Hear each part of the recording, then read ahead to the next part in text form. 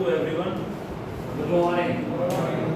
I'm Anurag and today we are having meeting number 565th meeting of Toastmasters Club. And now today we have a special session of panel discussion. Before starting this session, I would like to mention some ground rules. Please switch off your phone and or put it on silent mode. Second, in Toastmaster Club, we don't prefer to talk about sex, religion and politics, so please refrain while discussing these topics. And in the end, please avoid doing cross talks during the meeting. Now, with this, let's start with today's meeting agenda. As every one of us has a mission to achieve, similarly Toastmaster Club also has a mission to achieve. For this, I would request everyone to please stand up and put your right hand forward. The mission of our Toastmaster Club is to provide mutually supportive and positive learning environment in which every member get the opportunity to develop communication and leadership skills, which in turn foster self-confidence and personal growth.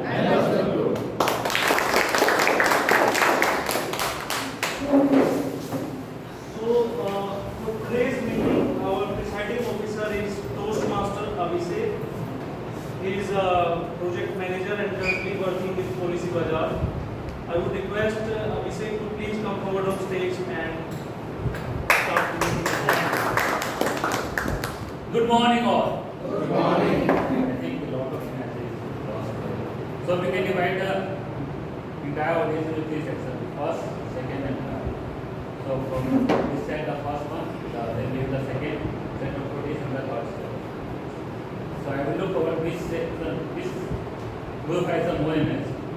Group 1, good morning. Good morning. Group 2, Good morning. group 3, Good morning. I think no one has.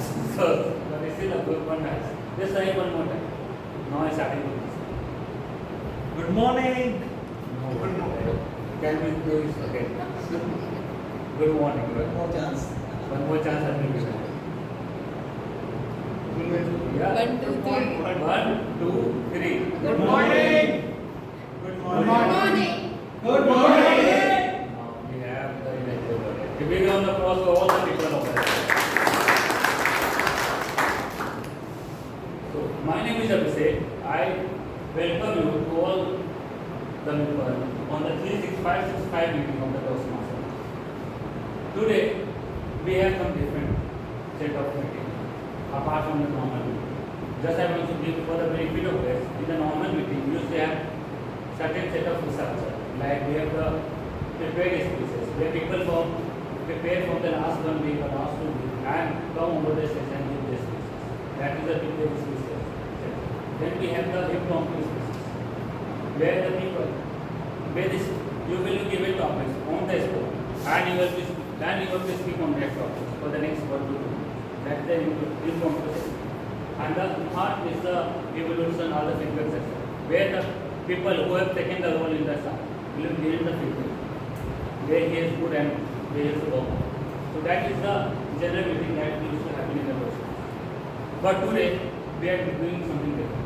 As per the request from every Toastmaster member to do something different, we have organized panel discussion topics, where 4 members come on the platform and the topics will be assigned to them, and they have to speak on that topic. And this every panel meeting will have continuous, I will say the guidance of the meeting later. But before taking forward, I will look forward to do some warm-up activity so that I can see more energy from your faces. So I request every member to stand up.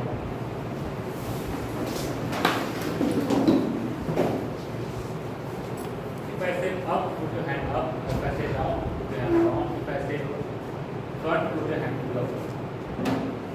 Up, down, put your hand forward. Up, down, put your hand forward. Up, down, put your hand forward. Down. Now I will say up, up, you should have to just put your hand down. If I say up, the front, you have to keep your hand down. Up. Can you please repeat? If I say up, some two steps there. If I say up, put your hand Down. If Opposite. I say down, put your hand up.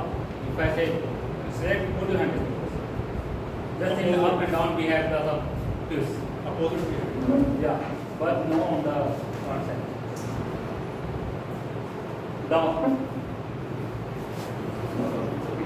Up. Set hands to the shoulder. Go. Hands to the shoulder.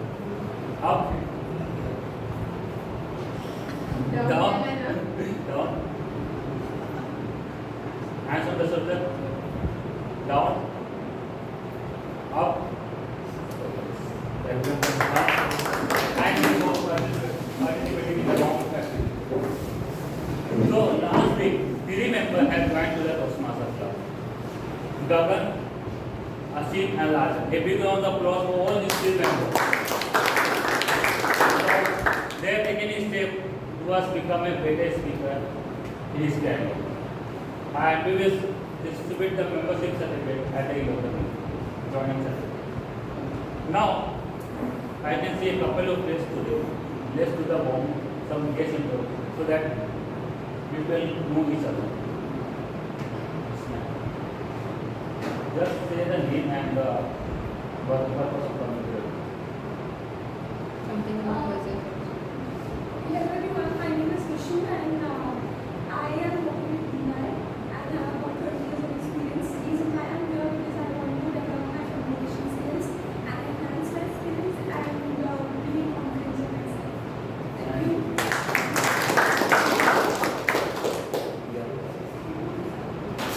Hello, before you find that I will practice my study time class, I want to develop my skills.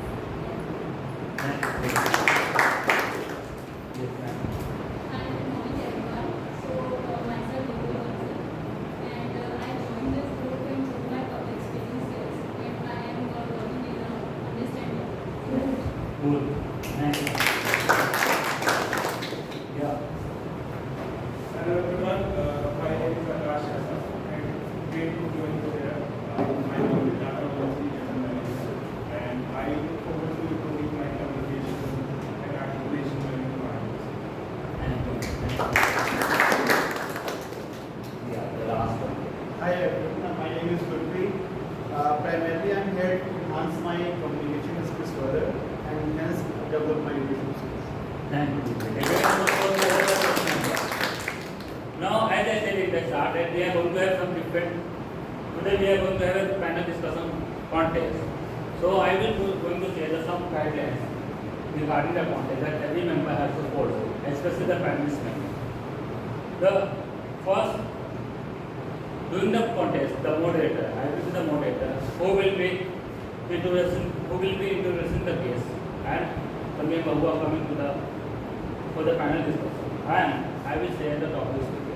Although the topics have been shared 2 to 3 days ago, but for the benefit of guests, I will share the topics again. Second, once a member has been come and the topics has been shared to them, every member will be given 1 to 2 minutes to share their view regarding the topics. All the 4 members will be given 1 to 2 minutes to share their view. Then, suppose everyone has shared their view and they said regarding the topics, 3 minutes will be given for the internal debate among the members, where all the panelist members can point out the name and can refer these viewpoints. So you can share their viewpoints against the members. What do you think regarding their viewpoints and what is your view?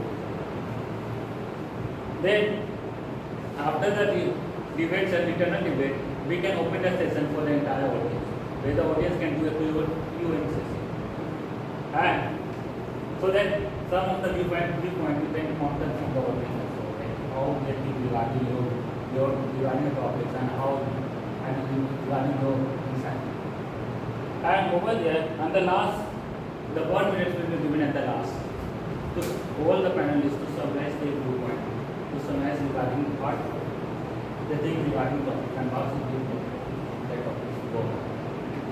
And over there, in the entire panelist member, panelist discussion, the moderator will have the authorized authority to hold to stop the member at a given point of time on behalf of the time is keeping us. Every panelist team will be assigned 20 to 25 minutes for the entire discussion because we have 5 topics and 5 groups right now. Otherwise, the time limit will exceed to 1 hour. This will not count. And the last, the winner.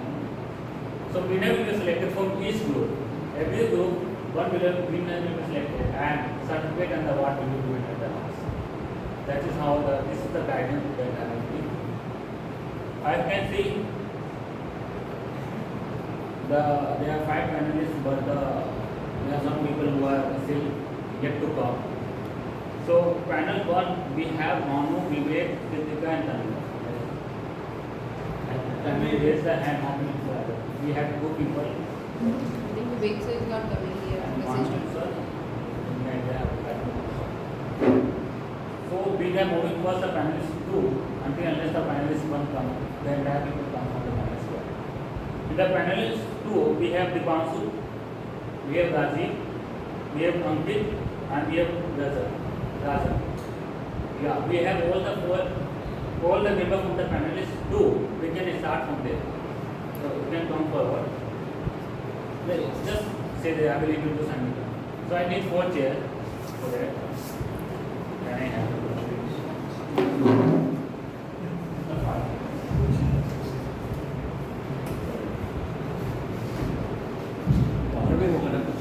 Yeah, also.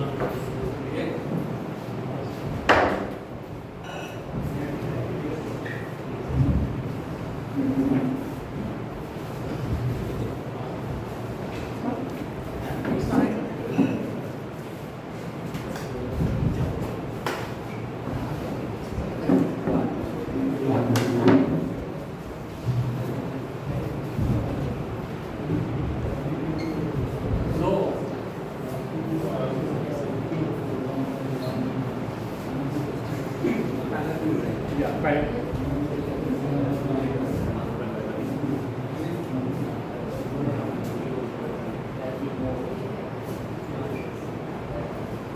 So, sorry. So on the introduction time to all the members, like starting from the concept. So starting from the Rajiv joined Toastmasters 2 months before his 1 by 2024. He has done MBA and currently is working as an entrepreneur in this company, neuroscience-based consumer research. I welcome Rajiv to the panelist group. Now we have another panelist member, Ankit, who has joined last year. He is BTech by he has done BTech and by profession he is business intelligence. I welcome Ankit to the panelist. Third we have Rajan, who joined last year, the new member. He is working in packaging industry in MNC company and has done BTech. So I welcome Rajan to the panelist.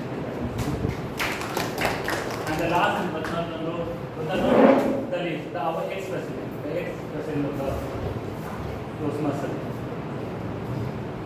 Dipanshu. He has joined Toastmasters September 2018 and currently is working at Teams and by profession he is an architect. Dipanshu.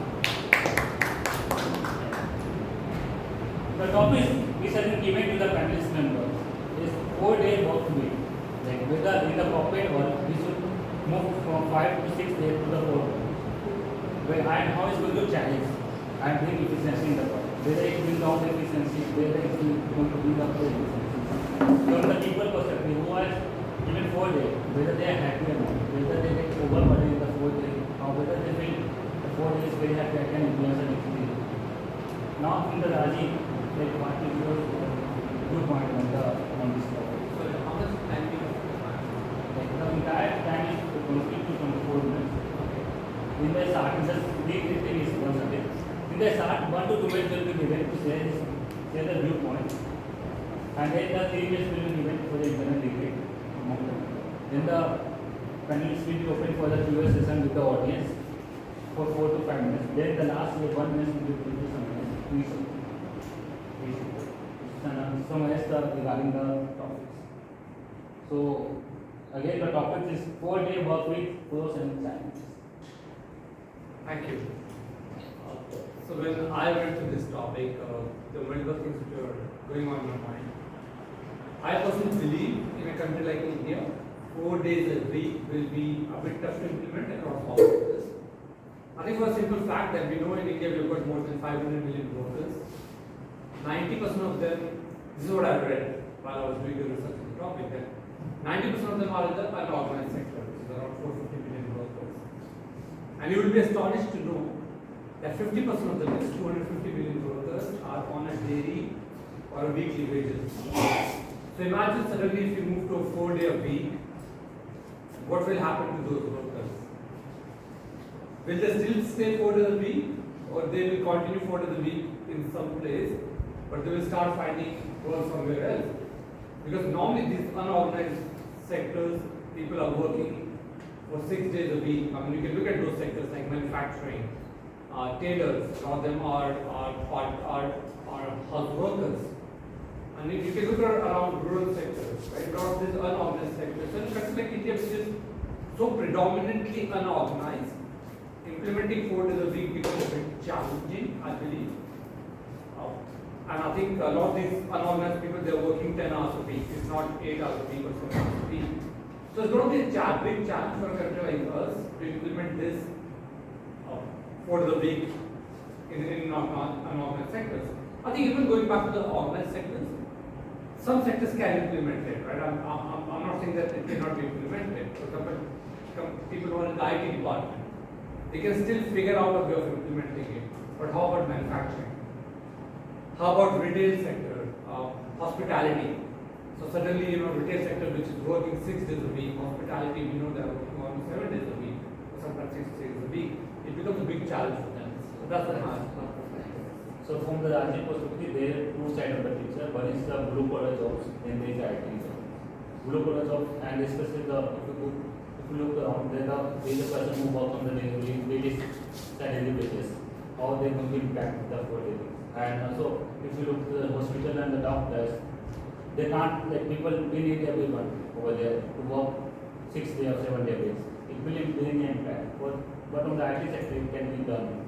That is the from the last. Now moving to the something. So my viewpoint on this topic is very optimistic because I read many studies, and what I found is that this is a phenomena of developed countries.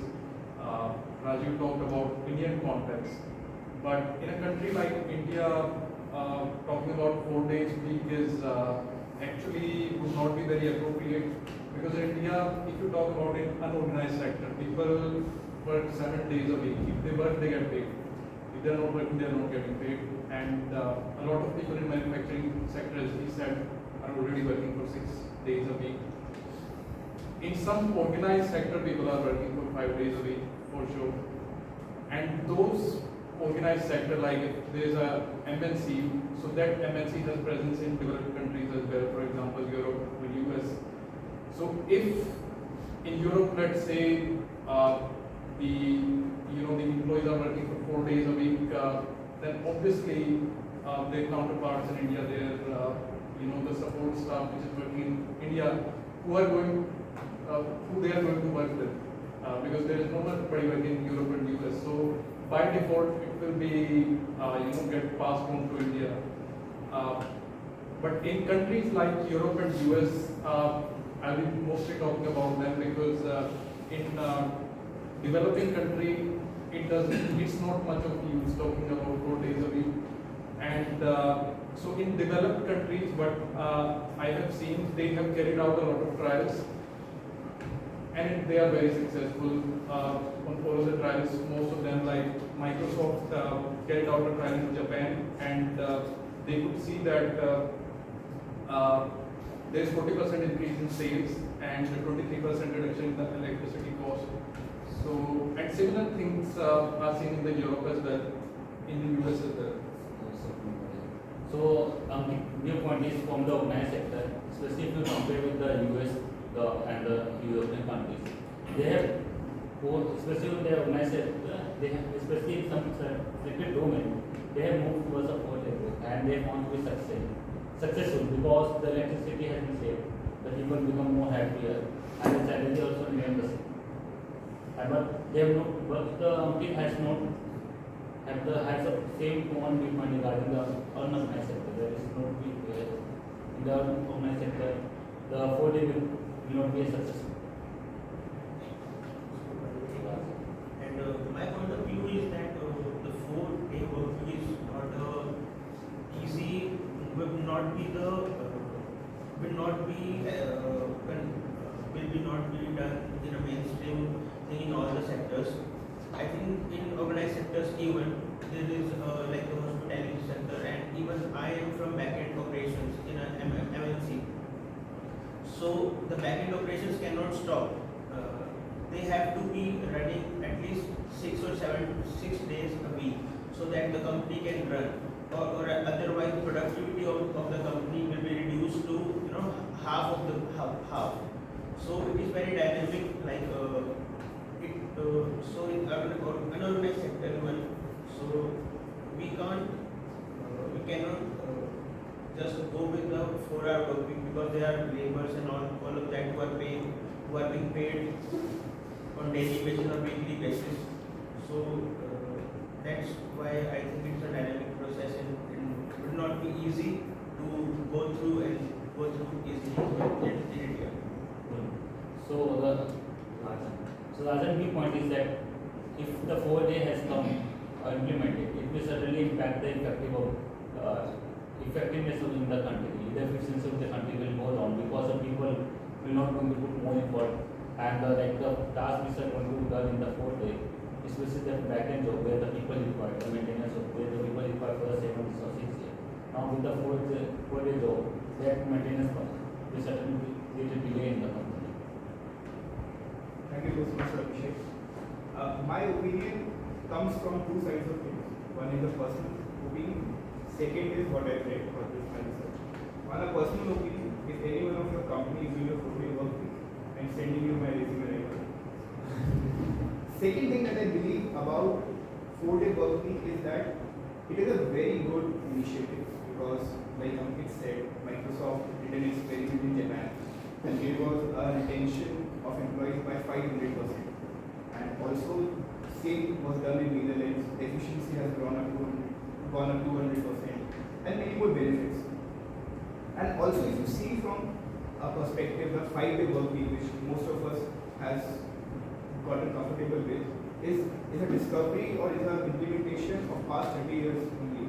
It was not very common before 30 years. So we have gotten very used to 5-day work week, and I can feel if you cannot go, if you are doing a new job right now and you have got two options, 6-day work week and 5-day work week, most of you will choose 5-day work week. So I think same can be done for 4-day work week in the next 30 years. It might be the norm. For example, the people who work in the equity market, it is a 5-day work week. What if the equity market is only open in 4 days? Then it will automatically turn to 4-day work week, right? So we also more of a favor the 4-day week because, and he also says you point regarding with the example of the 5-day week, like from 7 days we move to 6 days, now we are moving to 5 days, and people they will accept it. Similarly, they will accept the 4-day week in the coming future, the 30 years down the road. Now is the session between the internal discussion. We want to raise for the viewpoint of the finance.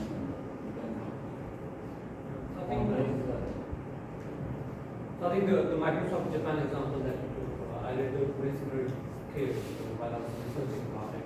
I think to some extent it's correct that they were successful.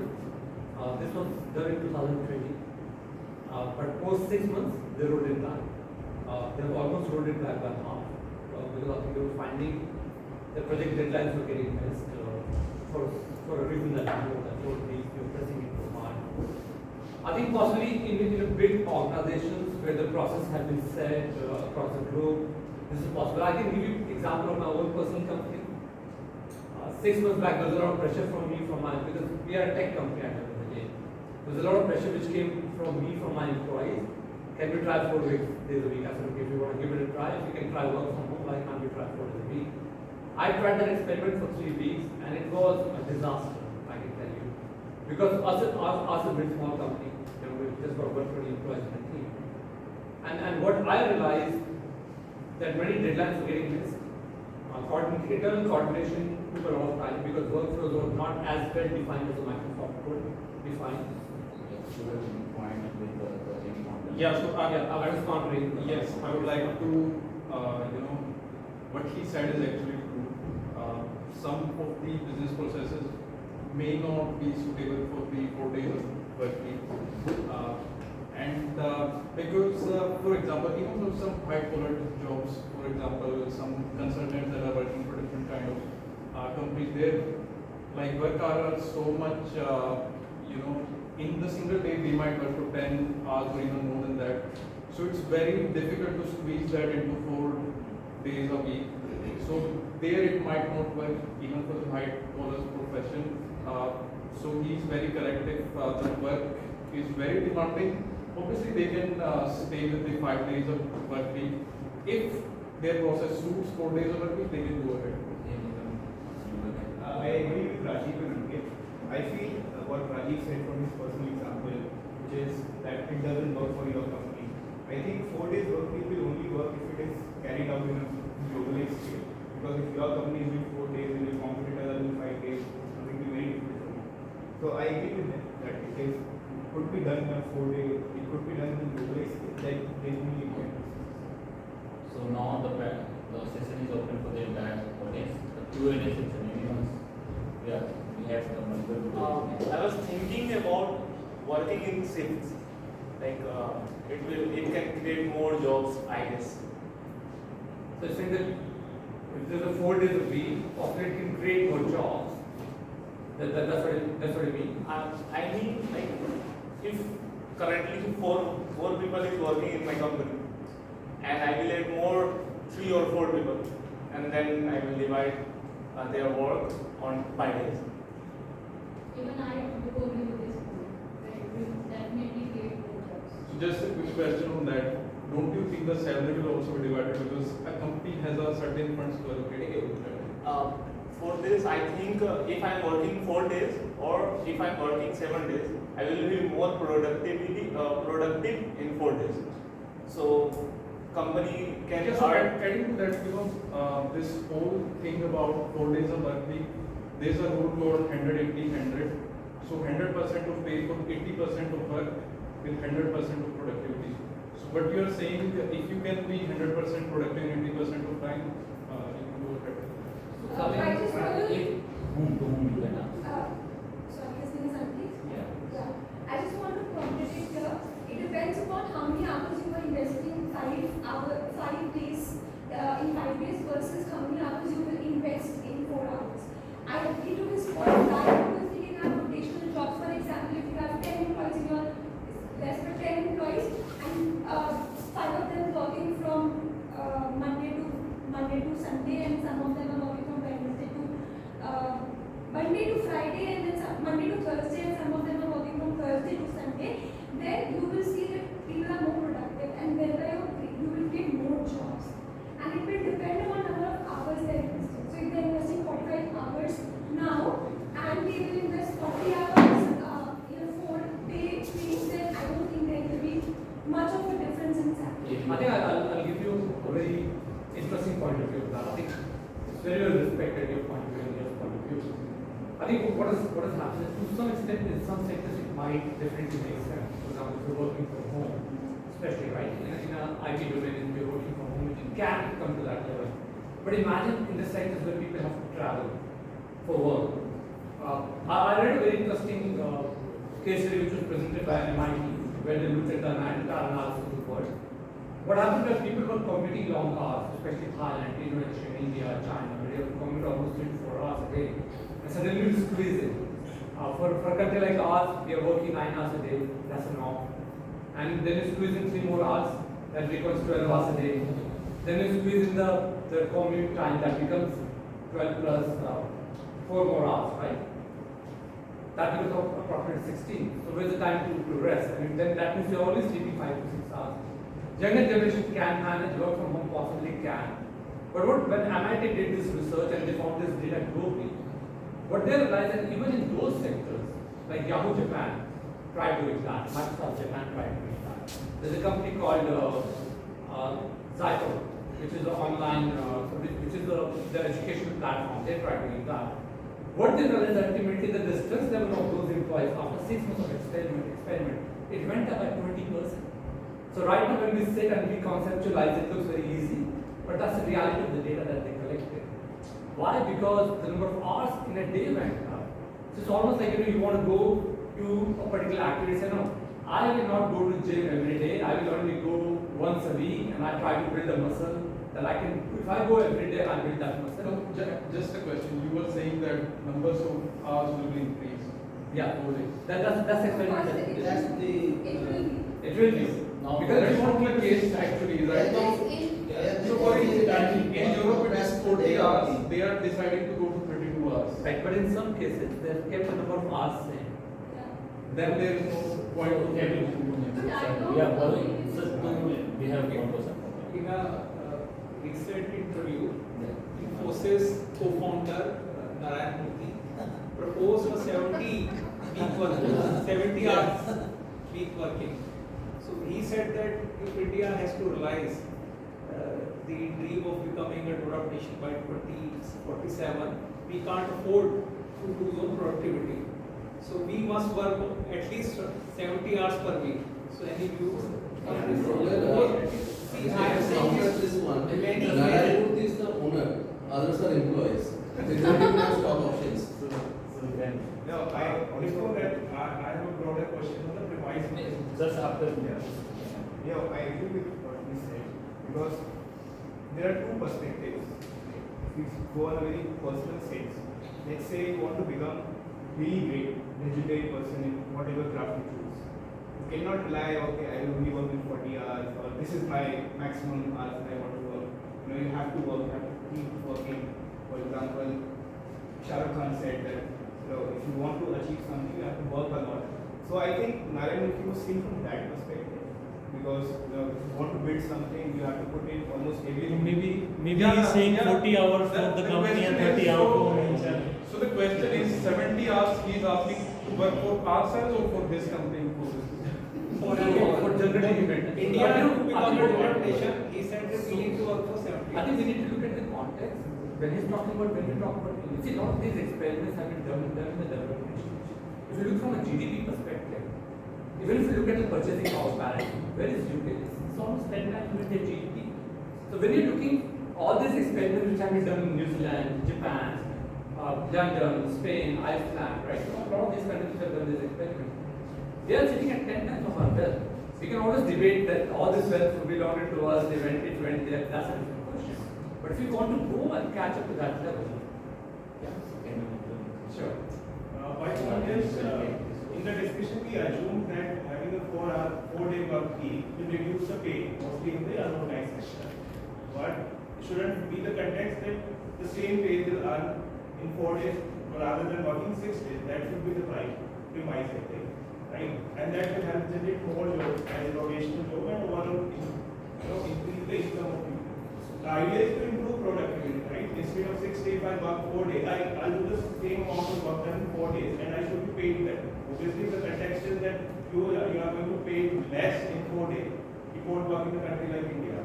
But don't you think if the income level are ensured, like I'm being paid for the work I'm getting done, and that will increase productivity and eventually it works for the employee as well as the employer. So just So I think there is a nuance in this question, like the employees can be, the laborers can be paid according to the work they have done, doing in 7 days to converting into 4 days. But I think the manufacturers, the owners of the factories may think otherwise because there is a fixed cost of the machinery which costs a lot. So So that not so from their point of view not might be feasible because they are losing a lot of cost of every day per the machinery they have. So from because that is much more than the vehicle cost laborers are getting. So I think it might not add up. So to that. I feel the concern is actually very much what you said is because in India we are paid on basis of a shift, not the basis of per hour. Because US is based on per hour. So like what man said, if you can work 4 days effectively, productively, and give 45 hours in 4 days, why should you get paid the same? Also have the benefit of 4 days. It's time to summarize the point. So now the government went over the finance to summarize regarding the. I think to me there has to be some more experimentation which has to be done in India to come to a conclusion whether it's working. Now these experiments are from the developed nation which are 10 times our economy and not apples to apple comparison. Second, if you go this way, what happens to the unorganized sectors? Will the employers listen to this is a big question mark. So it can be possibly done on a selective basis in selective sectors, but it cannot be one size fits all. That's the conclusion right now. Of course, time will tell when we do more experimentation. So, but I would see that there was sometimes a confusion about the whole topic. That what we are talking about is 4-hour work week means 8 hours each day, 32 hours every week, not more than that. 5 days a week means 40 hours. So obviously the numbers of hours is reduced, and that's why the stress levels are going down. If we are discussing about squeezing the hours into 4 days, that is not going to help with the stress levels. And I'm totally optimistic. I'm in favor of 4 days of work week. There are a lot of dimensions I can support it with. For example, the University of Massachusetts said that there's 30% of reducing the carbon footprint with that, and stress level also reduced. So yes, I'm in favor of this food. I was just thinking about it. I was just wanted to point out that to squeezing from 5 days, 6 days to 4 days, 4-hour week, it from psychological point of view not might be a good thing. Might not work for the employees, even the white collar jobs and not the blue collar job, because it will lead to burnout because they are working more in a day. It may increase to burnout and so I don't so we can move. I also believe that 4 days work week is a good initiative, but as per the discussion, I feel it could be only happen when it happens on a globalized scale. All industries or at least one industry have a norm of having 4 days. Second, I believe technology can really help. A lot of our jobs have menial tasks which could be outsourced or which could be done by technology, AI.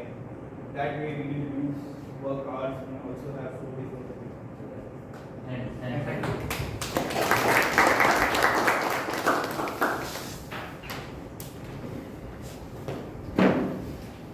Now I can move to the other panelists. We have the third panelist. I can see the Prasant. voting वगैरह Yeah, the voting we can do at the last. We have the voting. भूल जाएंगे. Okay, we have the voting link there on the group. The guest can use can scan the QR code from the nearby Toastmaster member. The names are incorrect at the panel. I think Asim is not there. So Panel में चुनाव में करते हैं. Okay, in the fifth one. I can't see the correct names in panel 2. Change हो गई ना. So the Actually, there are a few persons who have back out and the new person has. So we can't have the voting now, right? Okay, we can do the voting at the end. Now moving to the second panelist. So we have on the third panelist we have Prasant, Kushi, Prithvi, and Abhishek sir. Although the Kushi is not there, so we can start with the 3 people. The topics have been shared to the panelist members. Should India have a one-child policy or not? The panelist topics that I am repeating again. You can take 2 from guests and members, like you don't have. ये बता दो कि अभी vote Absolutely. Vote. So we can do the voting at the end. Let's start with the second panelist. The topics of the discussion is should India have a one-child policy or not? We have three members: Prasan, Abhishek Sharma, Rishis, and Tulsi is one of the members, but he is not present today. Take someone from this. Someone from guest can take participate. Any member from the guest. Can we repeat the Yeah. One child policy. Okay. So on the introduction side of the panelist member, the person has joined May 2024, 2 months back. He has done BTech in mechanical engineer and currently working as a senior staff engineer in US-based medical device company. Welcome, Prasan, to the. This is. Now moving towards the second panelist member, Prithvish. Joined last year and has done BS and MS in civil engineering from US University, and currently he is working as a senior design manager in highway infrastructure company. Let's bring down the first of the Prithvish. Then we have the third panelist member, Abhishek Sharma, who has joined May 2024. Bachelor in Performing Arts and he is musical educator and performer. From 6 months. If you want the approach for the Abhishek Sharma, the noise is less.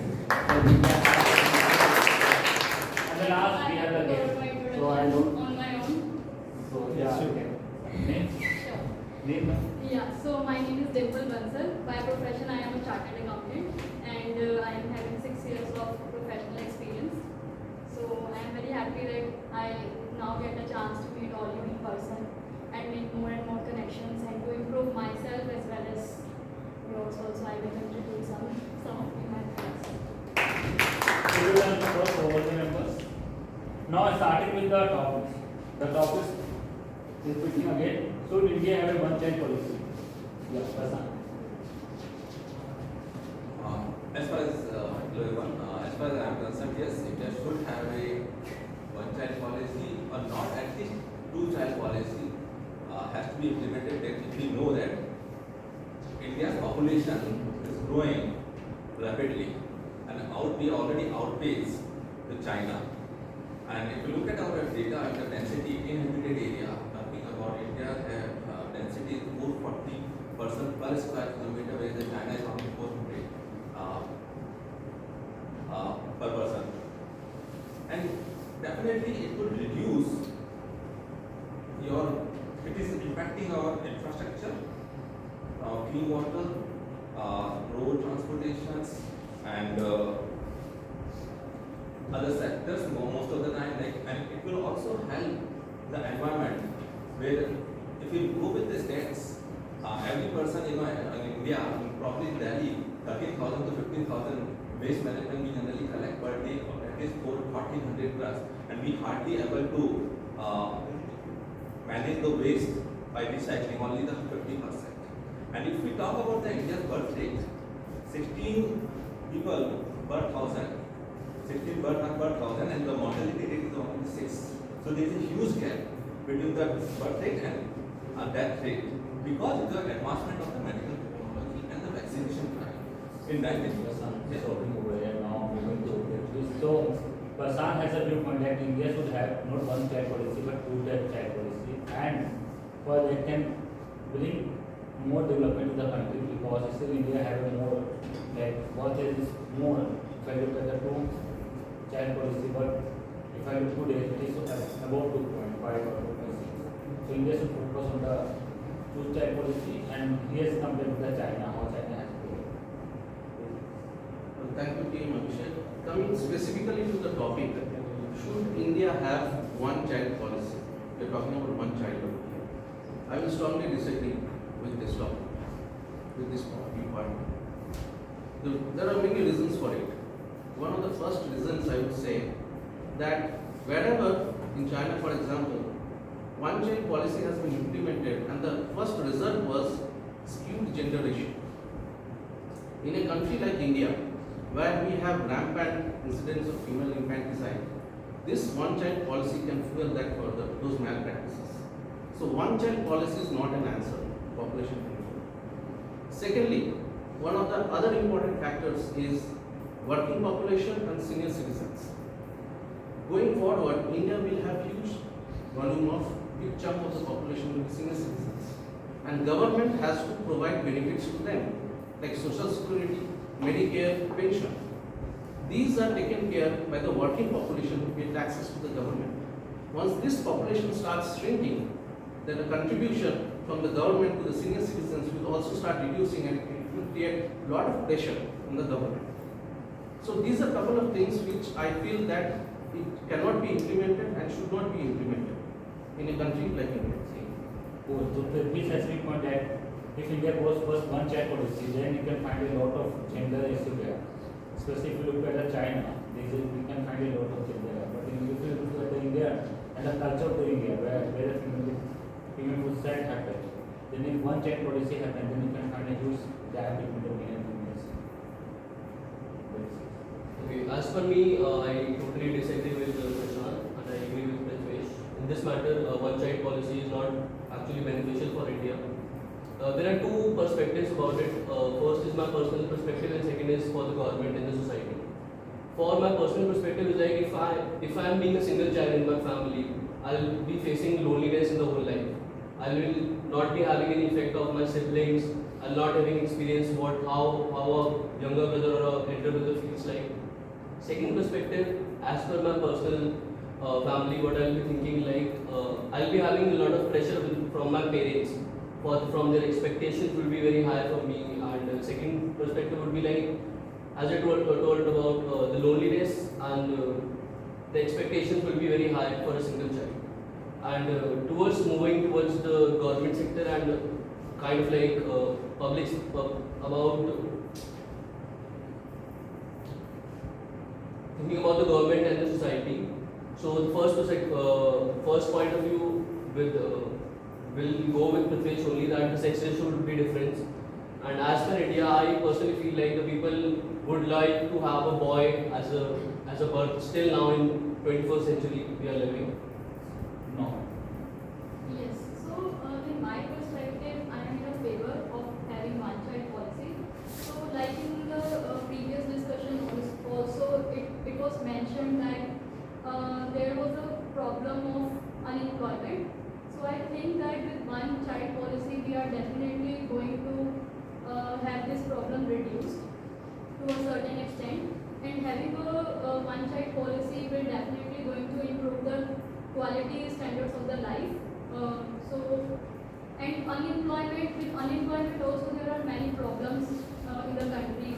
And if we are, So as per the map, so one child policy, we agree with the one child policy because if you look at the today current scenario of the country, we have the limited job and a huge population.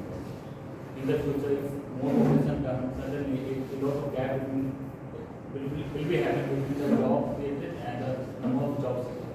So for this, then support the one child policy. Now we have 3 minutes for the internal discussion. Then before I point. I can start when we talk about, I'm not saying we had to implement for a long time, like China has implemented for 35 years. Let's start for the 5 years. And then we need to cut the population plan and we can run the stats. How much, the younger age of India, like right now 28 years is and 70 years is our, so average age of any Indian. Now if you talk about the sex ratio gap, if you can provide a good education of every citizen of India, right, then people will get to know there is no discrimination, there is no every big girl and male child are equal. Second, if we have to implement harsh rule about the free-sex determination, then there will be no gender gap would be there. Yeah. Well, again, there are many reasons why this one-child policy will not work. First of all, you can see that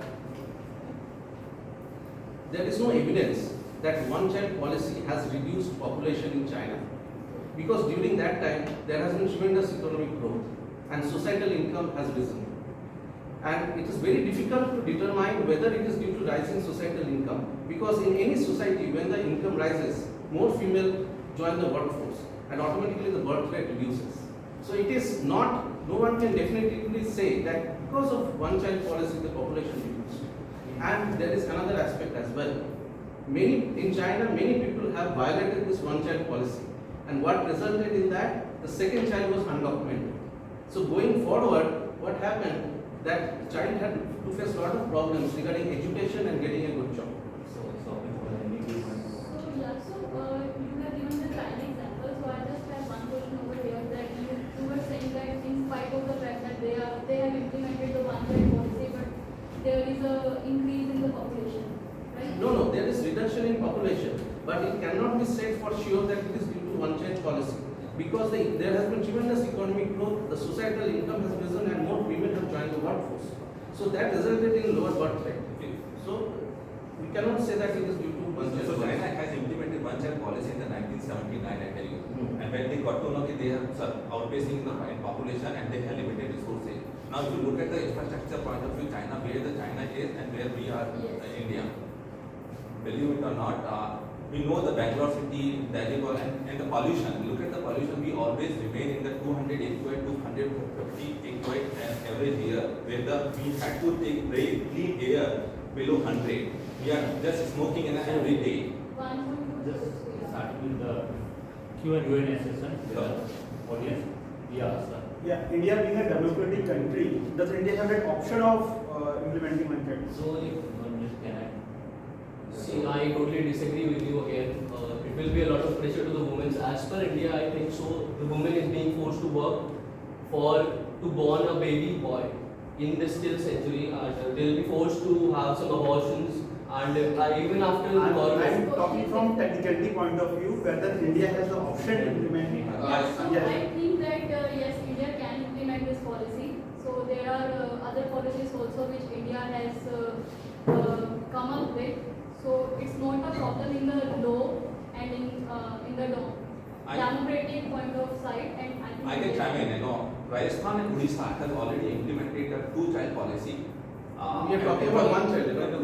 Even if it is two-child policy, let's say every two child that we can come on, one child. Two-child policy has been there. For many jobs. That is not a policy. That is has been implemented and they will not get the job. That is a campaign, not a policy. That was a campaign, not a policy.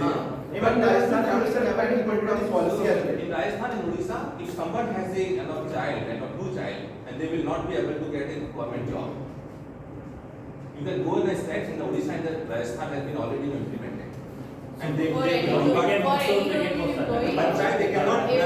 employee has more than 2 kids, then they do not avail any government facility. So we have another question. Yeah, so I think this is the question. Yeah. So Prashant mentioned that we can implement this policy like for 5 years and then we can see the result. But I think if we see from China's example, they realized the result after 30 years, because this policy they implemented in, you mentioned, 1979, and now they have last few years only they realized that this was disaster. So I think it will have long-term serious consequences. Maybe in short term we can't find it. So also I think in Dimple mentioned that this unemployment is because can be called this China policy. But I seriously disagree with your point, because if we see there is general observation wherever education rises, the fertility rate goes down. If we see example of Kerala, other southern states, I think improving education is better for can we have the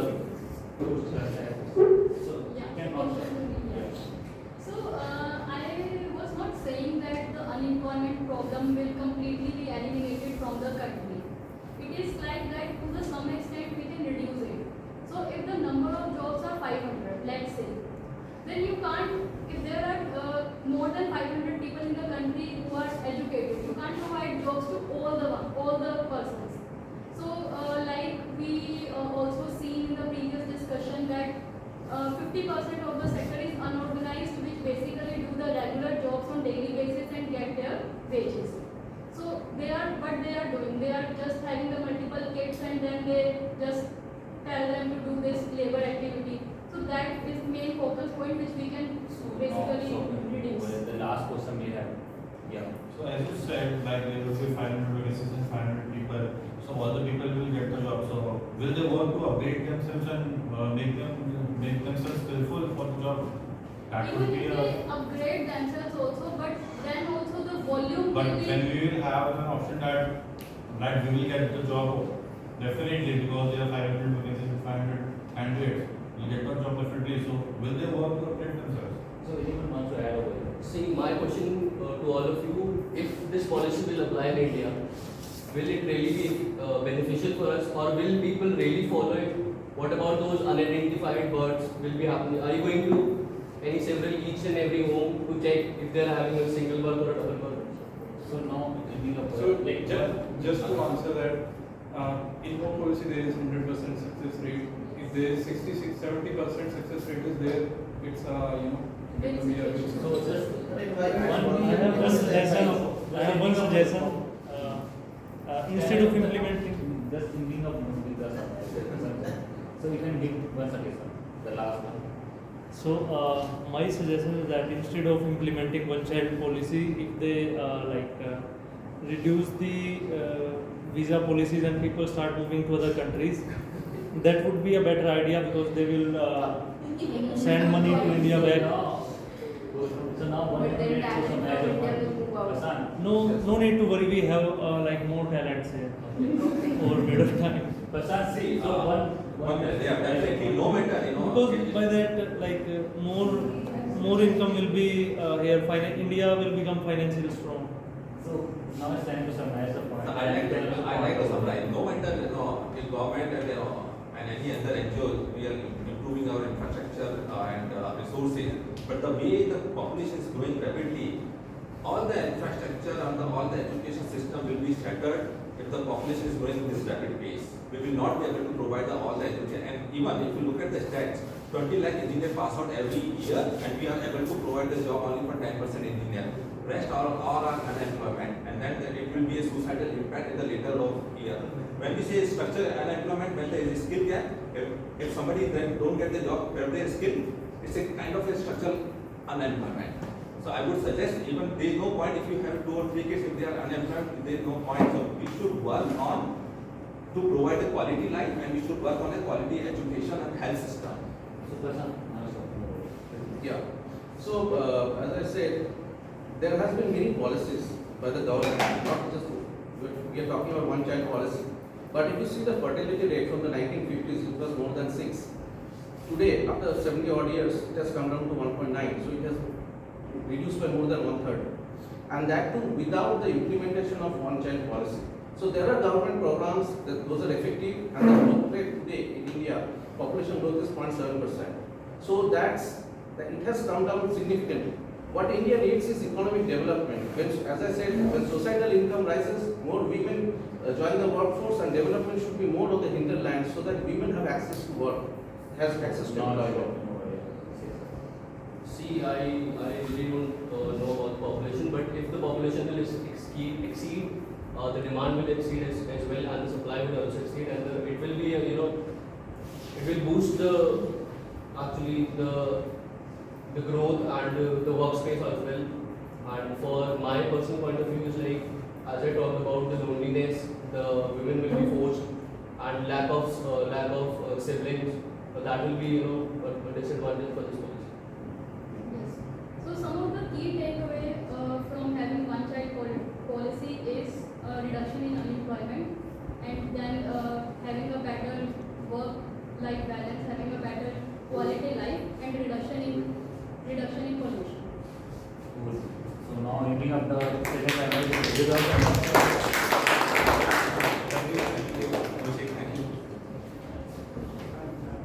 Now moving towards the first panelist. Although the member has been two members has been back on, next we have Kritika and Tanmay. So I need 2 members who can come and join the session. We have Mukesh. Anyone wants to join from the guest? Anyone or from the members? Topic. What is the topic? Social media, enhancing or harming relationships. Thus, social media strengthens personal relationship of the distinct between people. Thus, social media strengthens personal relationship of the distinct between people. Because nowadays, if you look, people are in the family, but everyone busy with the scrolling the mobile. But they're not, Social media. they're scrolling YouTube, Instagram, but they're not talking to each other. Even I gone to the family, I visited our 6 months, my mother and uncle's house, and we like every members are busy with the using the mobile. So, okay. So although now everyone knows the topics, now it's time to introduce the member. Starting with Tanmay.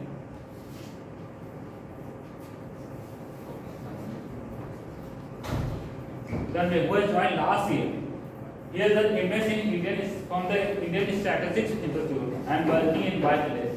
Tanmay, thank you. That's it. Big round of applause for the Tanmay. Now we have Kritika, the second panelist member, who is joined 2 years back, 2022. But he was chartered accountant and working in PwC. If it comes to plot, okay, and she was also ex-president of the club. Now we have Mukesh, you can come down. So I don't have the right now. He has joined 2 years back. Yeah, myself Mukesh, I joined in July 24, and by profession I am working in IT company, and side hustle I am working in insurance company. No. Okay. Vishu. Hi everyone, my name is Vishu Kohli, and I've given the introduction, but I'll say again. So I'm working with EY as of now. I've done my graduation. I'm a gold medalist in mathematics, and I've done my MBA in Macro and Algebra. Thank you. A big round of applause for all the panelist members. Before we start, big round of applause. Yeah, the social media enhancing of human relationship. Thus, social media strengthens personal relationships or create distance between people. Yeah, your point on that. Yeah. Yeah, okay, thank you. Okay. Thank you, panel judge, to start. I think good morning. So I'll start with this topic. This topic is very nuanced. The way I view social media just a tool. How you use that tool, it depends whether it will enhance the relationship or whether it will create any kind of harm. I'll start with a very short story. When I wanted to join this club, I found this club through social media. I stayed connected with key members through social media. But I didn't replace and join an online virtual Toastmaster club because I believe in face-to-face interaction, and now I came here and I'm really enjoying this kind of bonding. Having said that, when you go back before the meeting, during the meeting, and after the meeting, we are using social media very intelligently so that we can get most value out of it. So that's quite important how you basically use social media. Now, talking about 3 key points in terms of how we can enhance, I think, of course, we can connect with our older friends that can help us. It can create community. We can use social media during COVID time. Through Toastmasters, we have seen how it can help to create community. It also can create kind of bonding with family members. So these are the 3 key strengths that I can see. In terms of weakness, of course, we need to create boundary. But what I can see, just 2 points to summarize in terms of pitfalls. One is definitely, it can't replace face-to-face conversation. And if you use for comparison, monitoring someone, then it can create harm. I'll conclude with that. Thank you. So, as Tanmay said that from the social media point of view, is having engaging the general knowledge. Along with this, you can able to find out new things. Like Tanmay able to find out the Toastmaster club on social media point of view.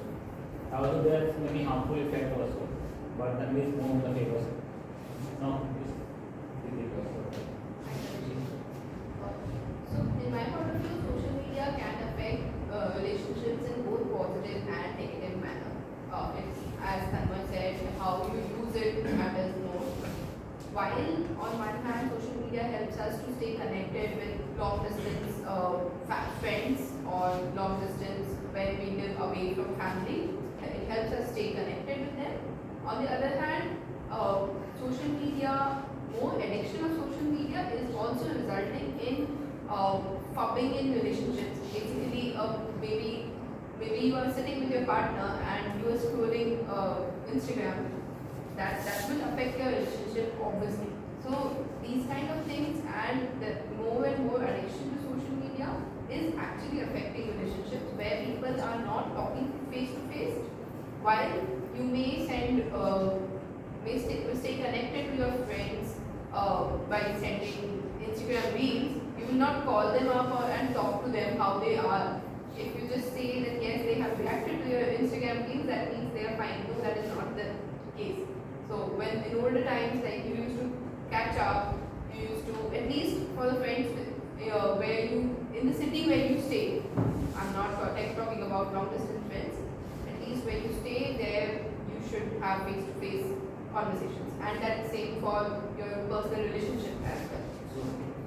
So nowadays the critical is slight negative with the social media because somewhere for the distance people who are distance far away you can connect with the social media, but the people who are with you in your surrounding, you are meeting daily. So the other connecting with the social media you cannot physically personally because it's really more bonded with you along with your partners and the family. More way you connect more physically rather than liking sharing this Instagram comment on the post. Nice to meet you. Thanks, Abhishek. I think, as per me, social media has a more negative impact rather than positive. Because, like coin has a two sides, social media has a two sides. But like being a human, we watch 9 hours reels, but don't talk to for 9. Everyone has a special day in their life, which is a birthday. Now, if you go to a Facebook or Instagram page, you can see that hundreds of comments are there. But if you go to the call history, there will be 9 members. This is an impact. In a single room, if you are living with your family, 5 members, 7 members, they are using social media, they are not connecting with each other. So it's an adverse impact, and biggest impact on the teenagers or the toddlers, because they are now eating food while watching YouTube. And I think this will impact health as well as generation there. Because emotions are not in the social media, emotions are in physical time. If you are not connecting with the people, you are emotionless and it will make it worse. Okay, so thank you for that. So Mukesh is more than negative, highly negative with the social media because some is creating a loneliness among the people, especially the newborn baby. You can find out they are more diverting towards the social media because they are not eating the food. And along with this, here also say this point that within the family member, you can find and notice that people are more engaged with the social media rather than talking to each other or sharing this bonding or past stories. Nice. Okay, thank you. So I agree with all of them. I think we are losing our relationships. We are more concerned before even having food. We click the beautiful picture of the food and then we post it on social media. I think it's more of a social status that we want to post everything on social media. We are losing bonds between our close relations like our husband, children, parents. We just want to post everything on social media. And then the second thing is that I feel that if you go back when we used to visit our native place and we used to have, visit for marriages, nobody bothered clicking pictures, right? It was only one cameraman clicking pictures. And we were just enjoying ourselves, living the moment. But now we are not living the moment. We are busy clicking pictures. Hardly matters if one of our brother or sister is getting married, whatever the ceremonies are. In earlier times, we were involved in the ceremony, but now we are not. We are losing relationships. We are losing the essence of family and love and bond. That's all. Okay, so our last panelist has said the point regarding that someday we are losing the essence of the family members. Like he said that his own personal story of going to the marriage, and you can find people are more busy with the social media, clicking pictures and uploading it. But they're not focused on making the bonding with the families, or maintaining the memories, or living the moment. So that is his viewpoint on this topic. Now, the time for the internal discussion. Since I can start, so since I deal with numbers, I'm from stats. So let's give another color, the statistical color, right? I'll share some facts and I'll kind of summarize. So there are two kind of parts. One is basically the positive facts. I was going through some survey result in internet. 62% of the social media folks, they say that they feel very happy staying connected. That's a number. It's positive side, 62%. 53% they believe that social media helping them to remind them about birthdays, anniversary, right? But other side, 57% people think they feel jealous because of social media. Apparently, 20%, if we basically dissect the divorce rate, around, it is one of the crucial or main factor. 20% of the divorce are related to social media, right? So this is one of the gallery I wanted to share. Yeah.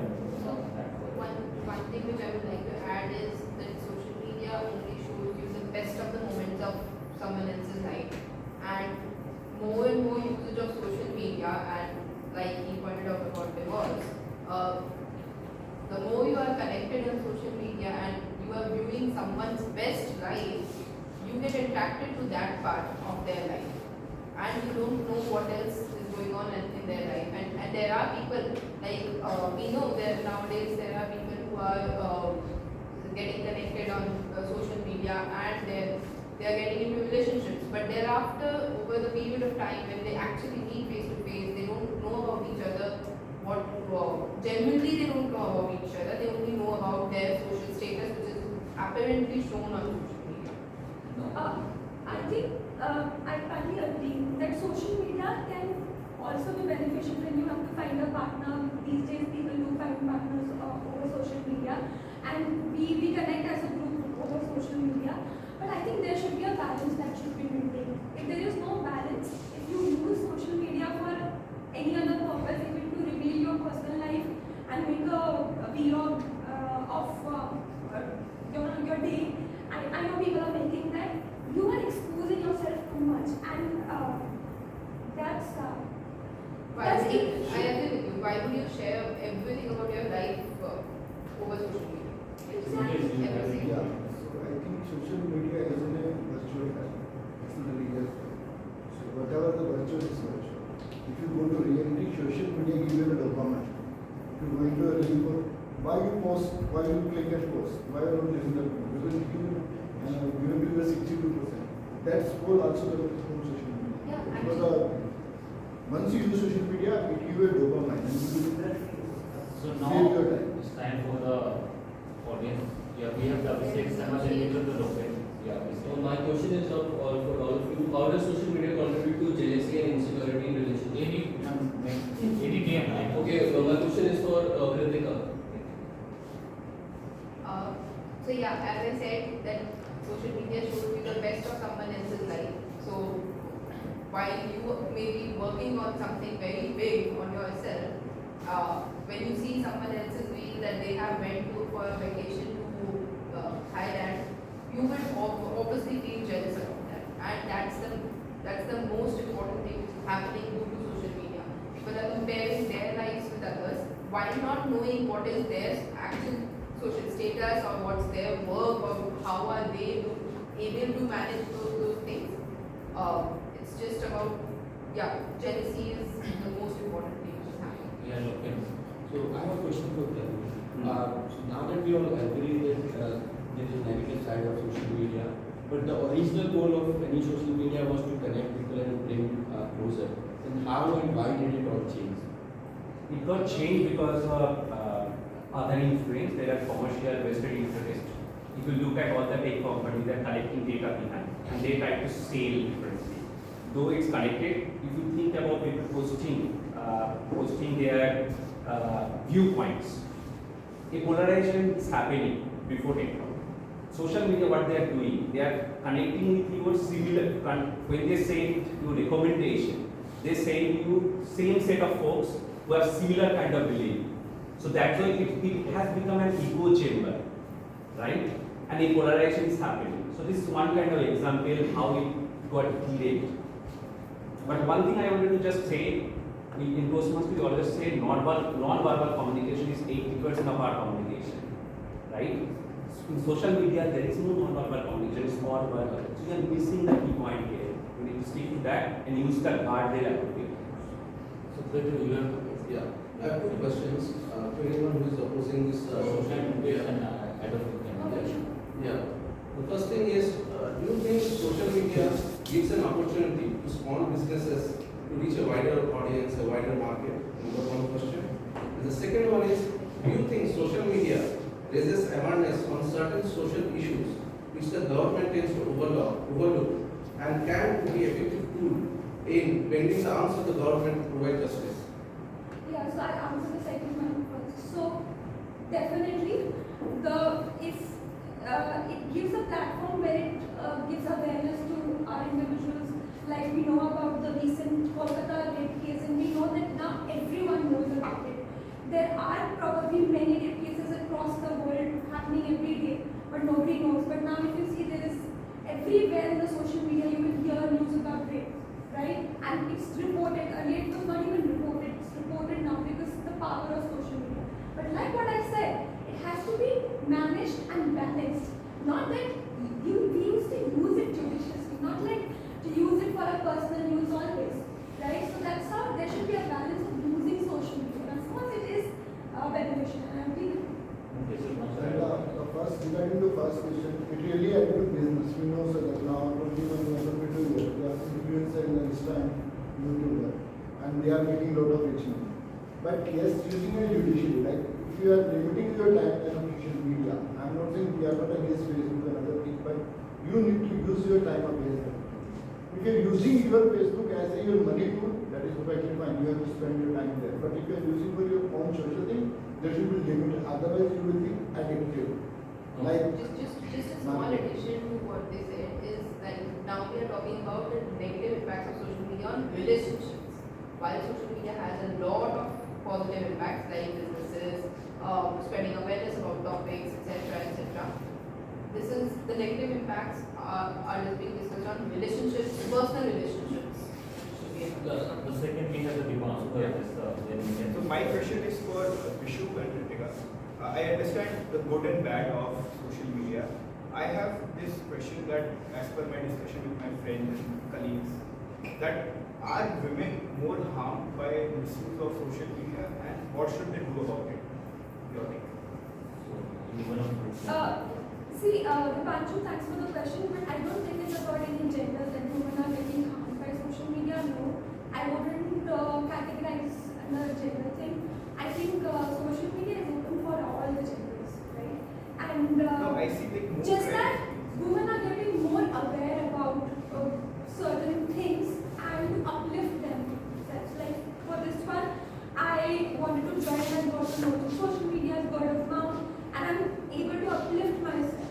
And that can be proven, but I would not say that it's just it's not barring any gender. I would also agree that it's not barring any gender.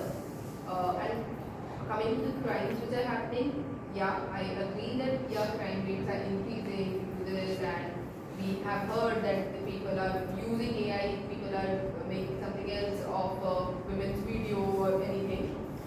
It's not about only the women. Such crimes are happening to men as well. So it's not about the gender, it's about how social media is being used negatively, using AI and other features whichever are coming. Yeah, I would prefer actually as when I was collecting the stat, one interesting stat came to me, which is basically apparently women are more influenced by social media. Apparently 57% more influenced by social media.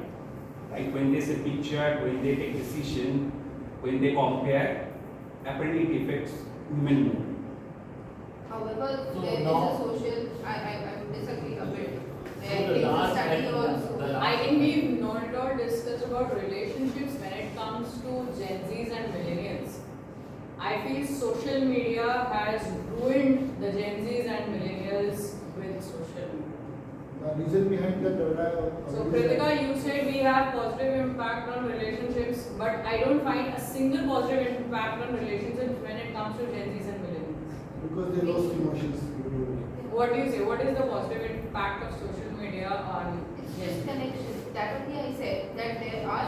I'm only talking about the age group of teenage up till let's say 13 to 25. Specific age group currently here. I am asking the question. So when we come to specifically Gen Zs, yeah, I agree that they are just too much addicted to social media.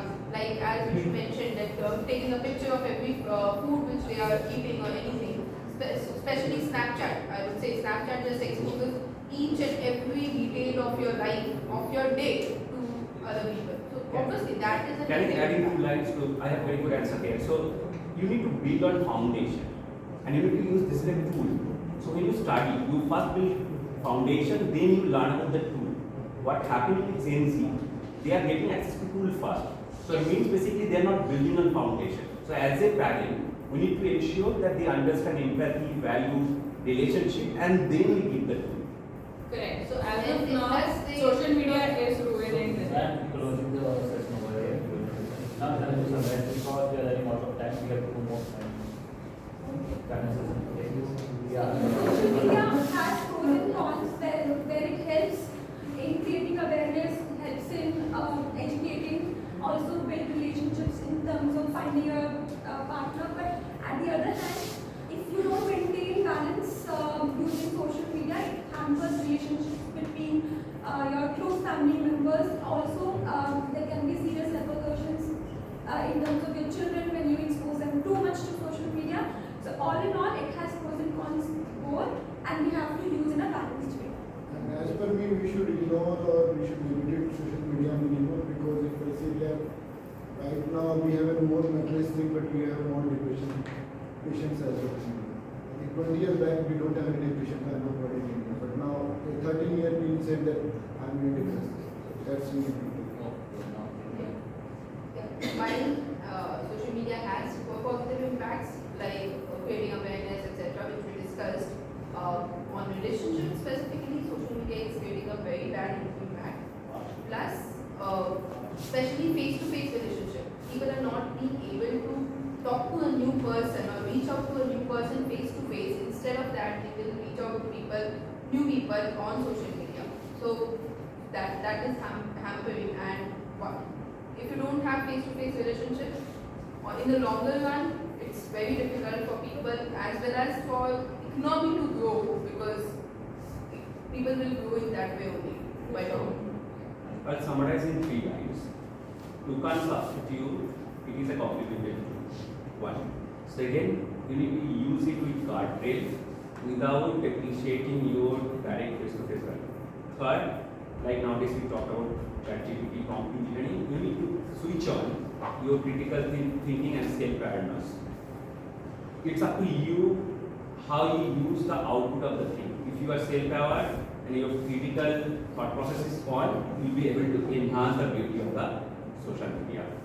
Thank you. So we can do the Q&A session, like what the question you have, we can do it after the meeting over, you can answer questions. Because now we are to move to the other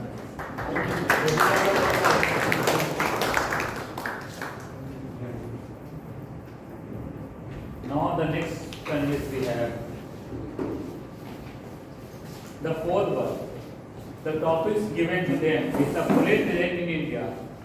Bullet train in India, is it right step or not? The government has announced that there is a bullet train is going to run between Mumbai to Ahmedabad. So whether that was the right step taken by the government or not? Or from the Indian perspective, whether the bullet train should be come to the India or not? Because there are 2 pictures for that. First, India should focus on the infrastructure and all the other kind of things. And we have many things to work on, like the education sector are there, there's huge amount of innovation going on. And current railway system, if you look on, they need to work on the current railway system. Then there is other kinds of development. If you look to China, how they develop? Because connectivity. Bullet train boosts the connectivity between the nations. So that is the topics of the panelists 4. For which we have 4 members, Varun Alora, Prithvi, Ankita, Hashinder. So I request everyone to come over the stage. The big round of applause for now on the intro side. So starting with Hashinder. He has joined Toastmasters 2022, 2 years back. He has done a BTech and MBA. And currently he is working as senior manager in Maruti Suzuki.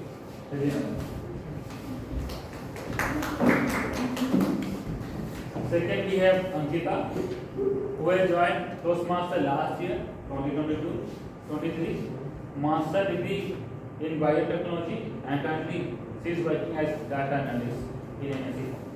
Ankit.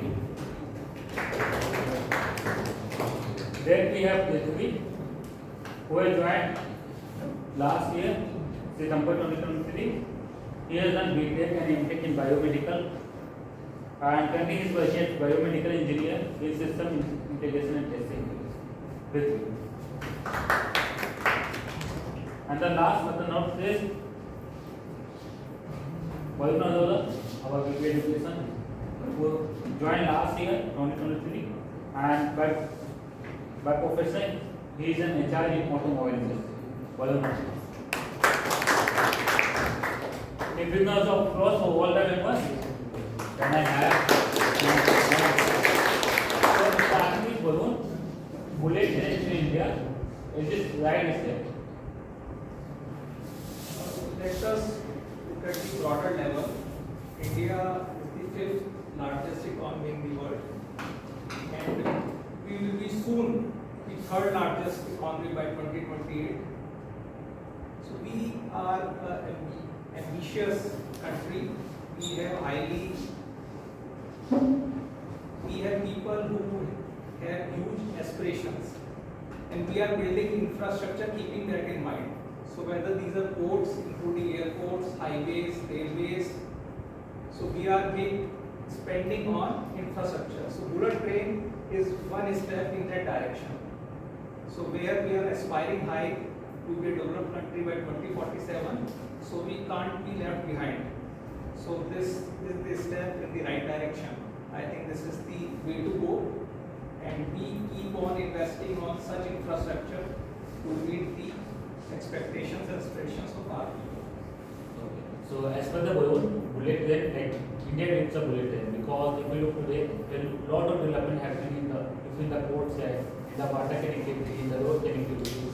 Similarly, bullet train will play important role, and it's a plus point for the Indian in boosting the connectivity between the region and the nation. And certainly, it will boost the Indian economy, reaching India's economy to 5 billion to 7 billion in the near future. Now, So, according to my opinion, bullet train is not a good option for India because of two reasons. One is the land population. If you see, land population is very low when compared to US, China, and other developed countries. So, is it worth killing so much of land, destroying so much of land, forest, but for developing a bullet train in India? And number two is the correct system stabilized? We have Vande Bharat train, or we have metros in the metropolitan cities. Is it developed? The current state or the current development is not yet stabilized or fixed. So opening too many things up will again lead to, either this current thing will not be completed, nor the future one will be expanded or completed. That's my point. So when we differ from the bullet train to be started railway, because a lot of things yet to be done in India. If I look at and so on the next side we have the Vande Bharat, we have with the government and norms, and certainly there is sake of connecting the people, and also India should focus on the current problem that we have, how we can stabilize the current ecosystem. A lot of infrastructure and development over there. So as well as the government should focus first on the current problem, then we should focus on the bullet train. Now, from my perspective, I am in favor of bullet train. Reason behind it, if I compare the bullet train from the airlines, then we have to give time for the check-in to the check-out. In a check-in, we have to give them 2 hours before. We have to go there 2 hours before. And if there is a connecting flight, then we have to give 2 hours into 4 hours. So for more than 4 hours in a check-in only. So bullet train will save this time, and it will turn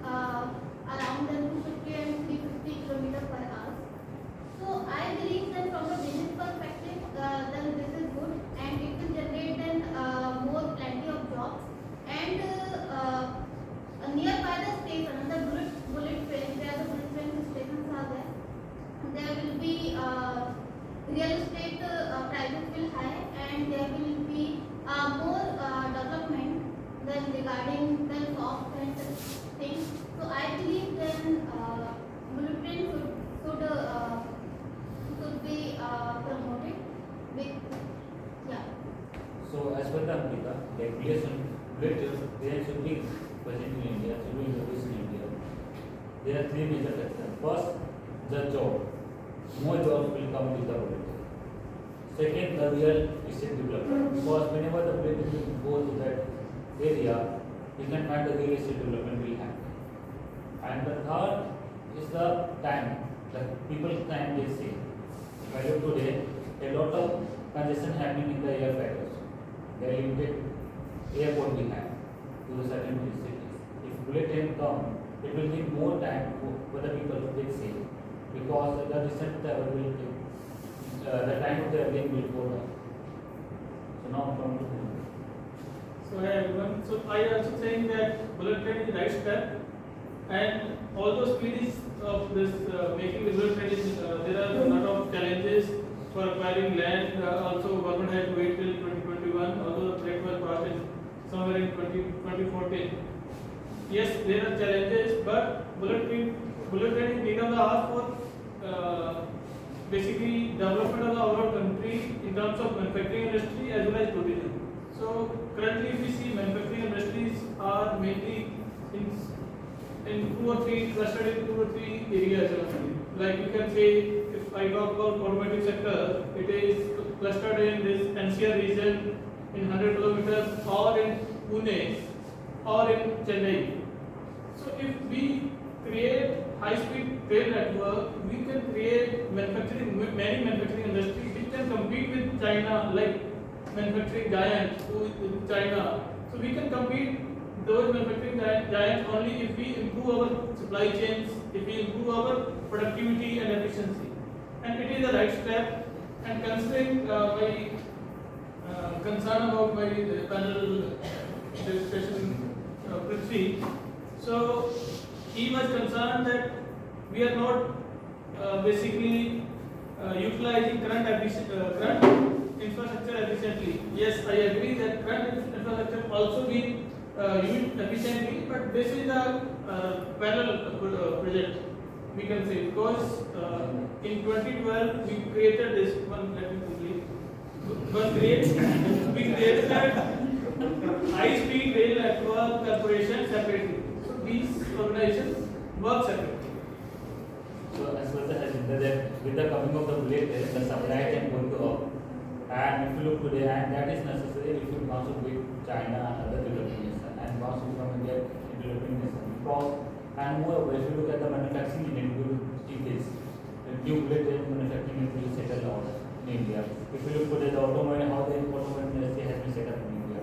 A huge era of ecosystem of automobile industry has been set up in India, and India is the third and the fourth largest automobile manufacturing. Similarly, in the bullet train, we can become take the step today. Now the discussion is open to the debate, and the internal debate and the one viewpoint and against the main. We are at a point where we are looking to attract a lot of investment from outside, from different countries, from developed countries, and we are continuously inviting them to come to India and reap the benefit of its growth. But at the same time, we can't provide them with the basic infrastructure or better infrastructure. They won't come and invest here. And we are competing with economies like China, some lower economies like Vietnam, Malaysia, Indonesia. So everybody or every economy is going on to build their infrastructure. So where your logistic and transportation cost is low, it is speedy and it is smooth. So we need to build infrastructure, and bullet train is one key component of that infrastructure part. So the technology point of view, if you see, railways was established by British, and we are running it. So why don't we make our own technology? We can, keep the bullet trains not immediately but afterwards. But why don't we use our technology only for running or making a bullet train, so that we can make it up in our own pace and own technology. Looking into India's perspective also, and other countries would, they would be ready to invest, but they would not see for the people of India. As a Indian citizen, you can see what the Indians think about India and develop how we want it. You are right, Prati. But in order to learn the technology, first we need to invite foreign players so that we can at least copy what is happening there. So even if when we are not aware of the basic things, how can we implement that? So it is the step in the right direction that we are inviting them, learning from them.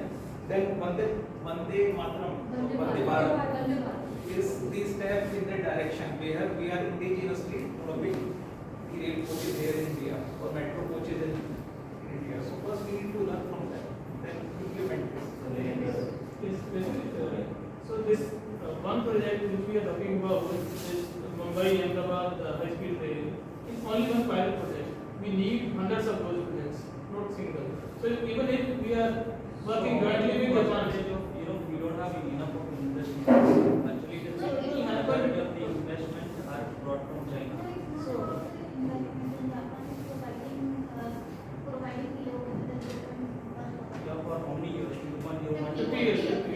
Yeah, or what interest? Very good. So interest is not low. It depends on certain things.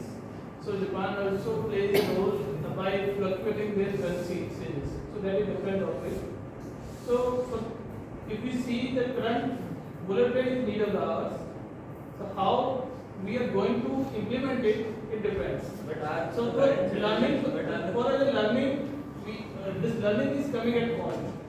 We are learning, taking loan from Japan, we are learning their technology, maybe we will implement it in our. But the other factor we need to consider is our people's aspiration. If you look at the data in the last FY, we have one of the highest flying passengers, which touched around 154 million. So we are not a famished country anymore.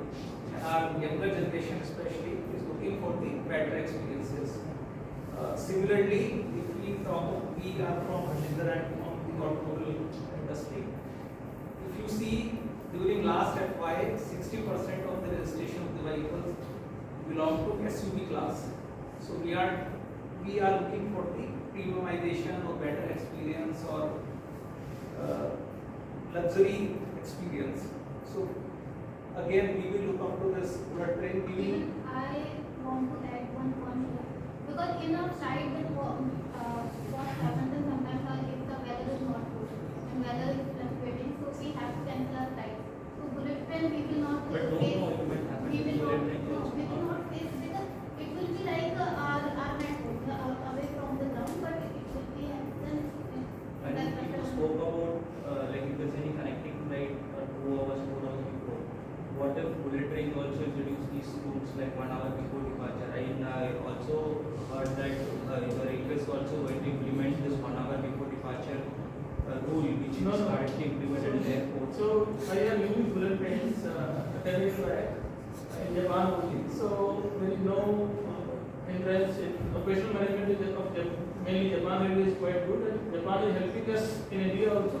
And I think operational efficiency will be good. So now it's automotive. We are now going for the US system. So starting with a bit, in the last. Yes, so my question is about the financial feasibility. Three of you are in favor of bullet trains. So I want to ask how much it costs to build 1 kilometer of track for bullet train? So the total investment, I have read only. No, just 1 kilometer. Around 3,500 crores. 1 kilometer.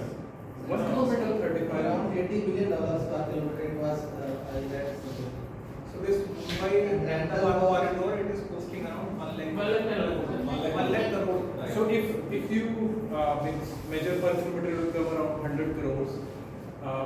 And also you talked about Ahmedabad and Mumbai, that link, it will cost 5,000 for every single passenger. So do you think in a country like India, a lot of people are going to use this? Yes. So it will, this utility will increase slowly. Once we increase the number of industry will increase, tourism industry will grow, only that will grow. Why wouldn't someone use a flight instead of this? If he's not, very much inclined to using a bullet train, why would he use a flight? So flight has operational challenges. Using bullet train is always easy. See, as I shared, it is more efficient. People save your time. Flight passenger using flights, the data has gone up, but actual flights have come down due to various insolvency of the various flight players, where we have Go and the SpiceJet now. So actual flights are going down, but number of passengers are going up. So bullet train, and it's not easy to build airplane companies quickly. So bullet train can, fill that gap. Now moving to the next question. We have Varun, then. Yeah, so one of the use cases China is evaluating is using bullet trains for freight, right? So that is where big part of revenue comes in for railways as well, and that is where it gets profitable. So my question is for maybe Varun. So you mentioned that bullet train is essential for development of our country. So what do you think about this particular use case? Because if you have let's say cargo bullet trains for cargos, right? So it will reduce the time for let's say transporting cargo from point A to point B. So what do you think about this particular use case? Which is more beneficial, transporting passengers or transporting cargo? I think bullet train is not for the cargo. It is for the normal passengers. But China is evaluating that use case. Yes. So mainly for business or corporate people who are going to use it. So I think cargo, it is going to take some time, at least in here. I think I agree with him that if we use even for the cargo, supply chain will improve and it will help us in improving our productivity. So it will help us. Okay, the next question we have. I have a question for Varun. Varun, you mentioned that we are getting, there is a premiumization going on and that 60% of SUVs are now, so among all the passenger vehicles, 60% of SUVs. So as an Indian, I'm just wondering whether we have that mindset to respect public infrastructure. So basically, there was an instance where a new train was running and from that train, the public steal all the earphones at that time. I think it was 2 or 3 years back. So whenever we give the public infrastructure, we don't really respect that. So once bullet train will come into being, whether government will have challenges maintaining that kind of infrastructure. So see, we are not, as I said, a poor country anymore. If you see some of the government institutions, they are the finest, like IITs, IIMs, and Indian. So they are able to maintain the quality for a longer period. So it's not like the government is not able to maintain what they are running on, and they are improving continuously. Some of the examples I would say UPI has come from government only, COVID vaccine has come from Indian government only. I mean, they have facilitated these things. So let us have faith on the government institutions. Plus, as far as premiumization is concerned, post-COVID especially, that customer mindset is changing. Customer preferences are in fact changing. As I said 60% of the registration have come for the bigger vehicles. Similarly, in travel also we are going for the exotic and luxury vacations, and in FMCG also, in home care product also, in electrical goods also, we are going for the best and not settling up for the average thing anymore. So now we will want to attend over. You want to add anything over here? No, like that's what instead of making bullet trains, in Kerala they have started a metro which you can travel by ship destination to destination, and in West Bengal they have even started a underground rail sea metro. These are the things, good examples where they are seeing the environmental perspective also, and having India have like majority of them are below poverty line. Like people I see in Gurugram where people are like just living in small area and inside of the woods. which is totally, hard to see and digest things. So you see last this question. and you are comparing bullet train is, it's, big difference. Okay, and last week, so we have the 2% with this and the back. So with this and the, then we. Okay, my question is, if you see the current railway infrastructure in India, there has been so many rail accidents. The maintenance is poor, there are issues. I will give you a personal example. The house help who works had to go to her hometown and she felt scared going by train. So if bullet train comes to India, how can you build the trust of the public in terms of safety and maintain the ridership? Okay,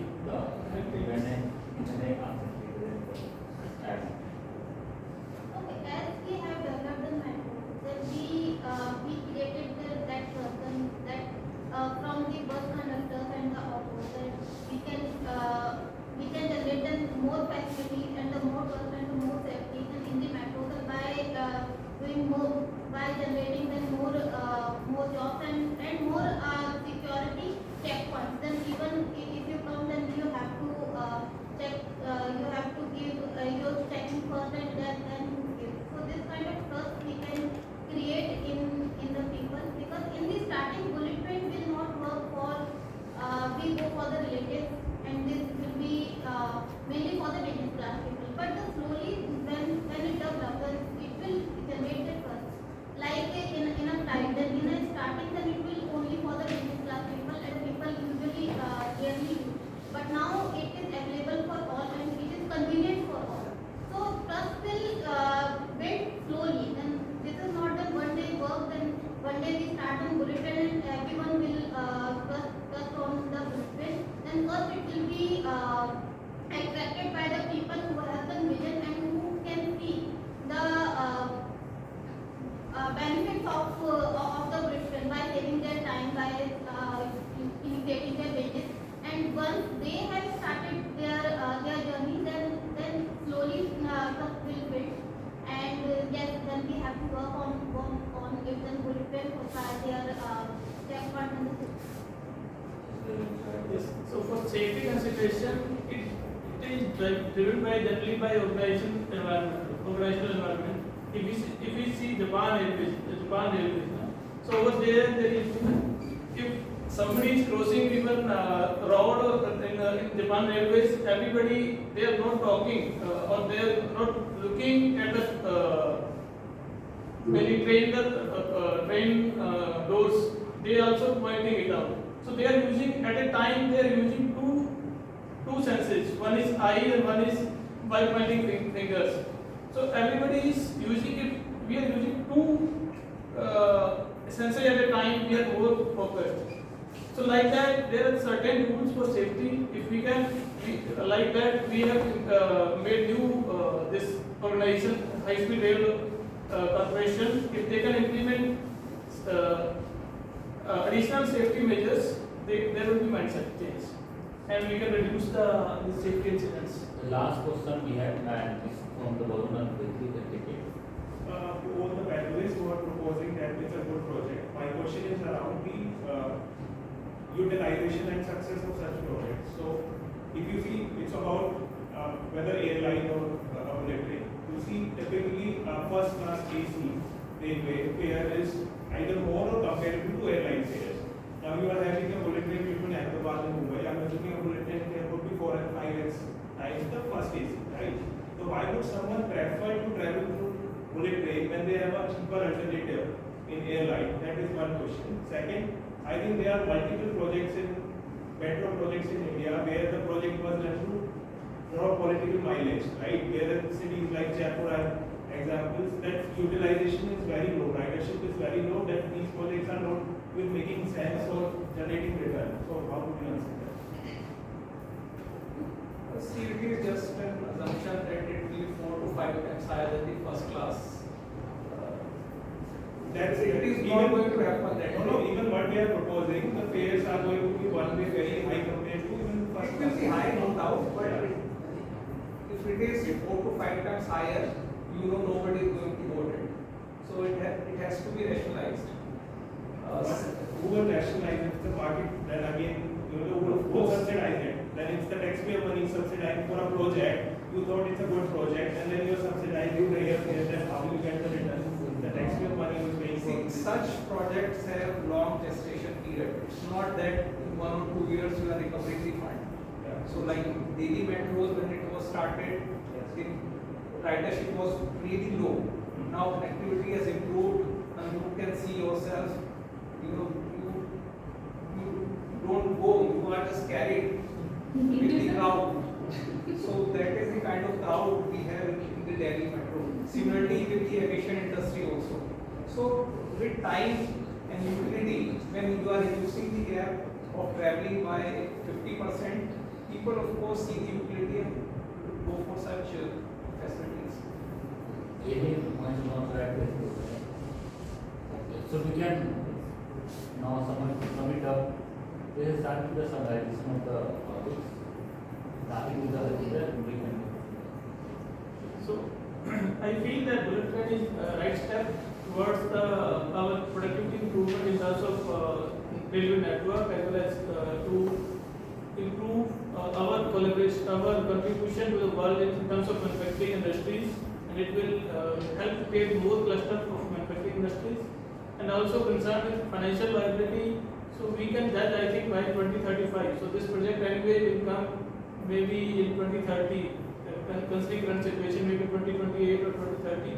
So by 2035, maybe some outcome of financial viability will come. That's my thing.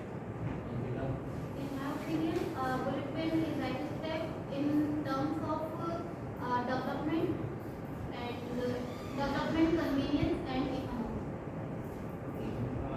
Terms of like bullet trains will not be immediately implemented soon, and if they are implementing, they should make sure they calculate the right amount of calculations should be done. Say, for example, in Jodhpur they launched metro and it failed. So the land per people ratio was less. That's the reason it failed. Similarly, they should make sure that if they are implementing it, use the right procedure, and it should not fail. That's my only concern. Just reiterate that it will give a huge infra boost to our country, put us on the world map for the right reasons. Second, we will see technology transfer to India where we can build upon it. Third, it will also create a lot of employment where we are lacking actually. So I will give a big thumbs up for it.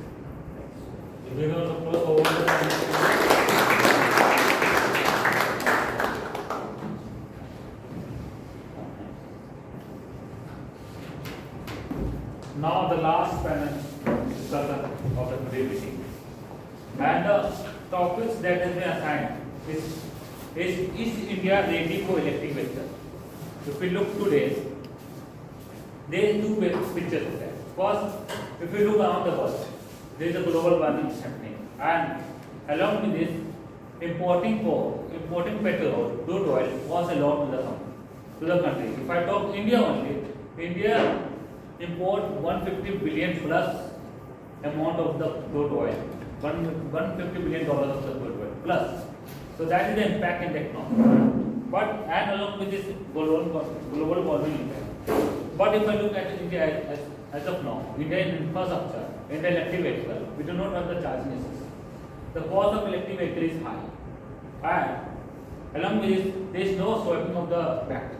So suddenly there is a lot of noise in the ground when any vehicle is running for the long distance or they are running for the long distance. These are two pictures of the electric vehicle. And on this, we have the one question that is India ready for electric vehicle? And for these topics to be discussed, we have 5 members, panelist members. Starting with the introduction of Lavender.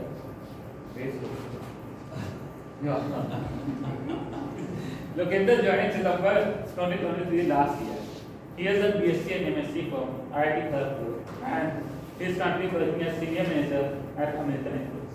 Lavender. A big round of applause for Lavender. Then we have Asim, who joined last week, working as program management by professor. Welcome, Asim. Thank you. Giving the floor for Asif. I think we need a chair now. Yeah.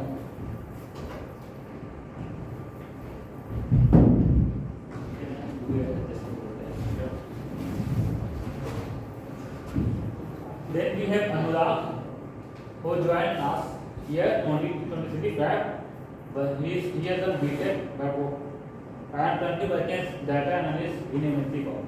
Anurag. They do on the floor for Anurag. Then we have Vipul. Yeah, Vipul, he has done BTech and he's working as business analyst, data analyst. So we on the floor for the Vipul.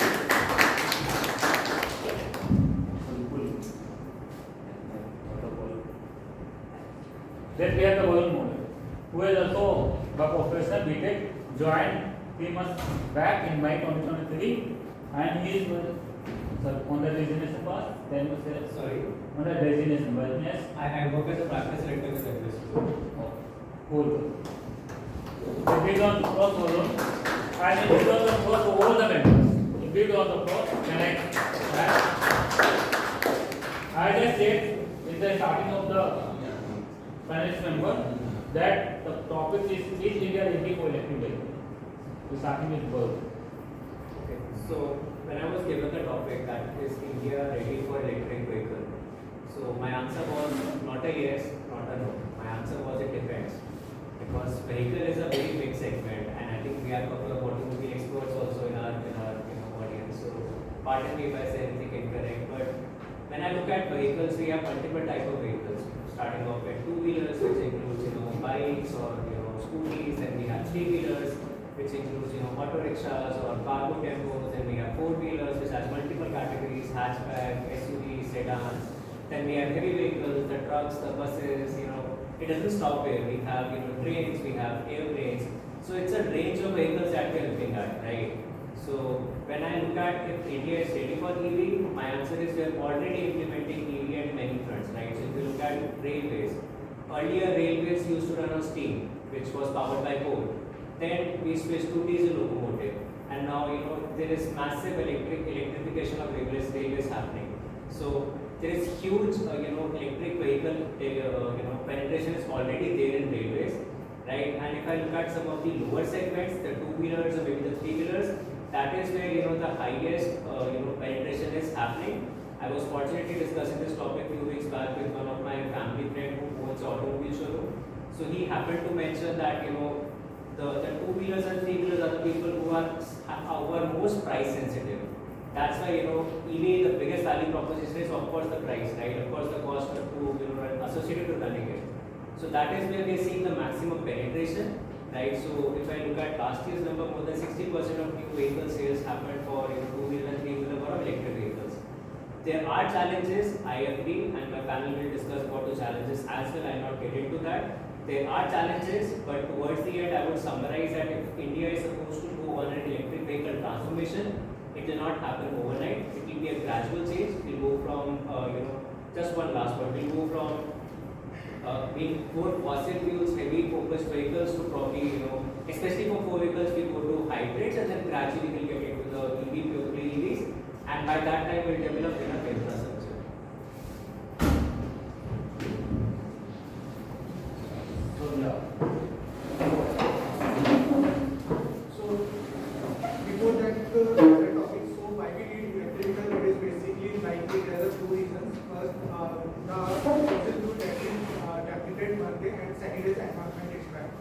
So for that, yes, the best opportunity is like electric vehicle, but India is ready for the electric vehicle in current scenario. It is, but it will be ready in next 5 to 6 years. For the reason behind it, I will keep only the point. First, the charging infrastructure. Second, it is the range that the electric vehicle have. Third point, the electric batteries. It is basically like temperature, varying from the temperature to temperature. So and it's environment impact of the batteries here. And my next point is. Normally we can move the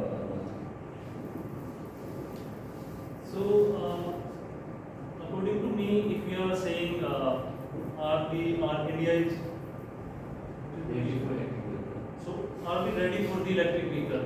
How is India is ready? So I think this is about the current states of India, not what we are going to do 5 years from now, 10 years from now. Obviously, gradually we can become good at anything, but considering if you are considering current scenario, there are 2-3 challenges. First is about charging station. We don't have availability of charging station in India, and it is required that we should have at least more than 1500 charging station on highway only. And the second challenge is lithium-ion batteries. Currently, we are exporting lithium from Australia and one another country. So we don't have enough capabilities, although we find some mines of lithium in India also, but still they are under process. We did not started making batteries using those. So this is the second challenge. We don't have batteries. Third, even if we find lithium, then we don't have enough capabilities to convert the raw lithium to the pure form of lithium. So building up that kind of capabilities required a lot of time. And the last one is, even if we create batteries after purifying the lithium, we don't have enough capabilities to recycle those batteries. So overall, I think we are not ready, not even ready 10 years from now. I agree with him largely, but just from my perspective, I think the question is twofold. Can India have EVs and should India have EVs? I'll address the first one. Should India have EVs? I think the recent study at I saw this morning was almost 48% of all pollution is because of automobile. And last I checked, they still run on gasoline. Right? So very clearly, I think is one reason for us to have EVs. Number two, we've seen the wettest rainfall season, flooding season in India in the past many decades. It's not a problem that is localized to India. It's a global problem. It's related to global warming. I know it's an article topic, but related to global warming, related to burning of fossil fuels, again goes back to fundamentals of conserving fossil fuels and using something else. So, just from a perspective of should India have it, I think my answer is absolutely nothing. Yes. Can India have it? As of now, at least the way we stand, India is an electricity deficient country. So clearly we don't have a surplus that we're trying to feed into all the day. So my co-panelists have already discussed about this topic, but I'll just discuss a couple of more. Why we need EVs and how we achieve them. Why we need EVs and why we need vehicles. But then again, you talk about 48% of emissions coming from vehicles, but only 20% of those are coming from cars. The others are coming from truck and other transport vehicles, which are far from going to the EV way. And about the consciousness in the consumers. Do we really think about environment a lot? I don't think so. Then how do we achieve this? There are three or four key areas that we need to focus on. One, investment, government policies, and then also about the charging infrastructure that we need to build upon. We have around 20,000 charging stations. China has already built around 1 million. The round of error is around 1 lakh, which is not we have currently. How much they have already invested? Around 200 billion. How much we have in our most ambitious policy? FAME, 1.3 billion. We do not have that investment as of now. We do not have a plan. The NITI Aayog is planning for 30% of EVs by 2030. What is the plan? FAME, 1.3 billion of investment. That is not going to achieve it. So I think we do not have infrastructure or investment for that, and we do not have a strong will in the public as well. So in next 5 years we are not going to achieve that. I would like to Last one for the internet gateway. I would like to add a point. So all of you guys mentioned that India is not ready because there is lack of charging infrastructure. I would like to quote a personal example. Back in 2017, I was working with a consulting firm, and we were working with Ministry of Power, and my project was very simple. As per national energy policy, only distribution companies can make the sale of electricity. You and I or any business can't make a sale of electricity because we need a license for that. So we worked with the law firm just to get the national energy policy updated so that the companies can set up charging infrastructure which can allow them to sell electricity to the consumers like us. Now the point is that do we have that infrastructure? My answer is no. But But is there willingness from the government to get things correct? My answer is yes. The journey is going to be a long one. I completely agree, right? It's not going to happen that you wake up tomorrow, the entire charging infrastructure would be there. It's going to be a long journey, right? There is strong government and political will to do that, and government is actually taking a lot of action. That is one of the examples which I gave. We also worked on Jawaharlal Nehru renewable energy policy. Back then we wanted, India to have more than 50% of EV by 2030, but it is not possible even where we are now. So there is strong government will. It will not happen in 5 years, 10 years, but gradually. I think we should stick to the topic only, and the topic is, are we ready now? How government will help us to reach there, how what we are going to do. This is not the our focus area of this topic. Our focus is, are we ready now? And the correct answer is, we are not. We will be ready maybe 20 years from now, 30 years from now. There might be some changes in government policies, we can do that, but still, as I told you, we are not able to have enough technologies around lithium and battery recycling processes. So even after, there are some relaxations from government, and still we are not capable enough to create or maintain the EV ecosystem in India. So I want to add some points maybe on one side, first is the lithium battery. So it is the temperature it can tolerate, it is like from 15 to 35 degrees Celsius. As in India, we see the temperature vary from negative to in Rajasthan it's plus 50 degrees Celsius. So the temperature impact the range of the battery. So in the it reduce the range, a fully charging operate battery operate 400 kilometers, but with the out of the temperature it reduced by 50% or like that. So we have to work on that so that the battery optimization is working for us. Considering some of us already feel we are not ready, I am also going to talk about the other aspect, about the policy thing. So I believe the government is confused about that. Ministers talk about ethanol release, then they talk about hydrogen fuel cells. They are not totally focused on electric vehicle adoption as well. There will always be some changes, but it's not significant enough to move the needle in a country as big as India. And we are not investing enough as well. So neither we are ready at this moment, nor we are fully at least aligned politically to bring that change as well. I think we are taking a very biopic view to the subject. I think we need to take a photo of the dramatic view. Back in 1970s, somebody would have been sitting in a similar panel discussion about space technology. Somebody would have said the same, they're not ready, we can't work into this in development. Today we are the largest exporter of launching of satellite services in the world, largest in cheese. The point is, there are constraints, there are barriers, but we can't let them be in front of us and not move forward. Is India absolutely ready to adopt the technology right now? No. But I think we need to have a compelling vision to move in that direction. I think that 2030 target of 30% being EV, I think that's astonishingly aggressive, and I don't think we need them, at least it's a target. We can't just have a low sort of a target and not do anything. I think we still need to move forward. That is fine. So now it's time for the questions. They bigger role in depending on the EV. What do you think? That we are doing it for the environment purpose, or we are doing it for the economic purpose? It's mostly environment because we are part of Paris Agreement, and we have to keep the temperatures within 2% of industrial time. So there is a strong push for that. We have to do that.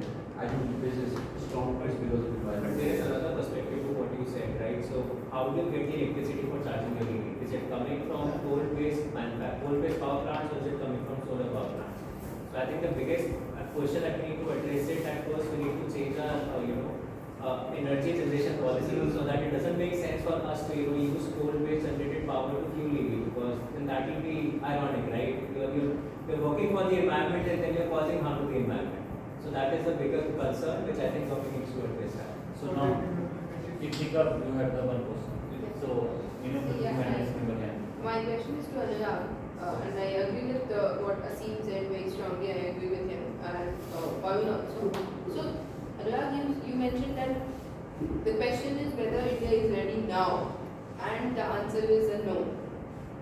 How can any such drastic change happen overnight. India is ready now. That means, like as he said, there are changes which are getting done in the policies, in laws where they are allowing sale of electricity, or there are many more new policies which are coming for renewable energy as well. What he was mentioning. So, are you mentioning that it is not ready now, or it cannot be ready over? It cannot start also to move towards that direction. Thanks, Kritika, for asking this question. I think we are able to create an ecosystem, but when I was going through stats, I came to know like currently we don't have enough startups or companies around this specific thing. We don't have enough players. We'll be building those to move Yeah. towards EV. We need to build that infrastructure. Yeah, this is I will come to this part also. So we need these startups. We need new entrepreneur in this field, specifically around the chemical research and nano science, but with which we are able to transform this lithium thing from raw to pure form of lithium. Also the recycling process of lithium. So like we can reuse those batteries again and again. So we need startups. Once we have those like new entrepreneurial startups. We are importing fuel, a large amount of fuel. Yeah, we are importing currently. Right. So for that would be safe for lithium. Unless until there is a demand driven, there will be a supply. So, Asim, want to add over here? Let me complete. Anyone wants to add the foundation? Yeah, I can add, right? So if you look at India as a country, right? So India is not a top-down country, it's a bottom-up country compared to the likes of Dubai, US and other European countries. They implement a policy, it gets implemented on ground, right? India is not like that. Look at an example of ATM. They came up with a wallet, then India created a regulation around it. So it will happen similarly for, it is happening kind of similarly for, the EV companies as well, right? So we first had those e-rickshaws, then government said, no, you can't have it, we need to, formalize it, we need to organize it, they need to have a license plate. Then they banned e-rickshaw one day, then everybody used to, So it's more of a bottom up. There are companies working, and gradually, things are getting in place. Now to your point, Anurag, which you were saying India is not ready, I still think India is ready, depends upon the which segment we are looking at. We see great penetration of two-wheelers and three-wheelers for EV because they are not traveling, intercity, they are traveling intercity. My answer to that is India is ready for smaller vehicles. For big vehicles, no, India is still not ready. So again, it's not a blanket statement which we can make, we need to look at the specific segment which we are looking at. So we can do the summary. And I think demand will be created. Demand of EV is a necessity, like Logendra mentioned, for the purpose of environment and etc. It is a necessity for us to move from fuel. And demand is coming from the lower segments because they are more cost sensitive. So, I'm cutting down over here because of the time limit. We are running out of time. So just summarizing the topic. Yeah. So, being a realist, I think we are not ready yet. But at the same time, I'll never bet against India. We have proven it in the digital payment space, in e-commerce, or in telecommunication. The growth is possible, and we probably do it, but definitely not in next 5 years. But I think we do it, and that's I think my co-panelists are also tending towards. We are facing a lot of challenges, but India will do it. I feel we need to move forward.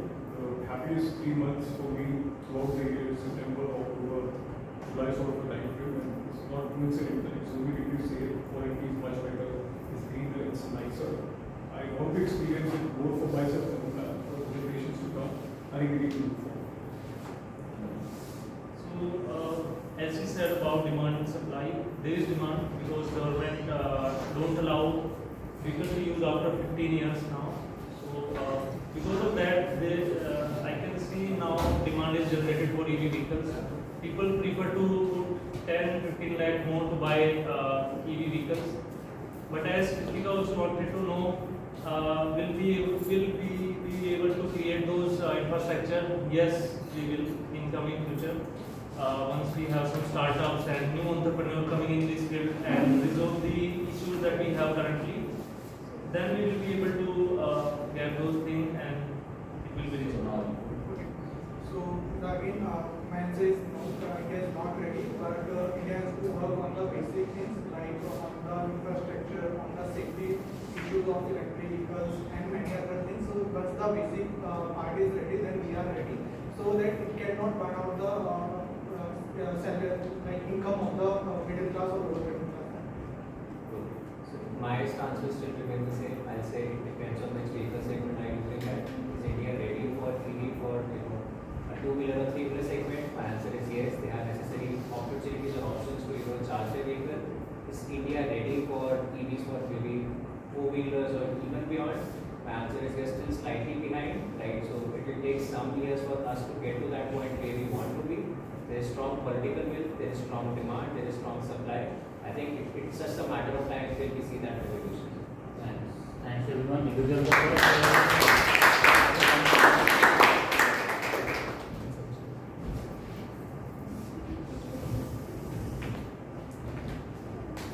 The voting link has been shared on the group. Guests can scan the QR code from the nearby Toastmaster. I request nearby Toastmaster to help the guests. उसमें changes कर दी?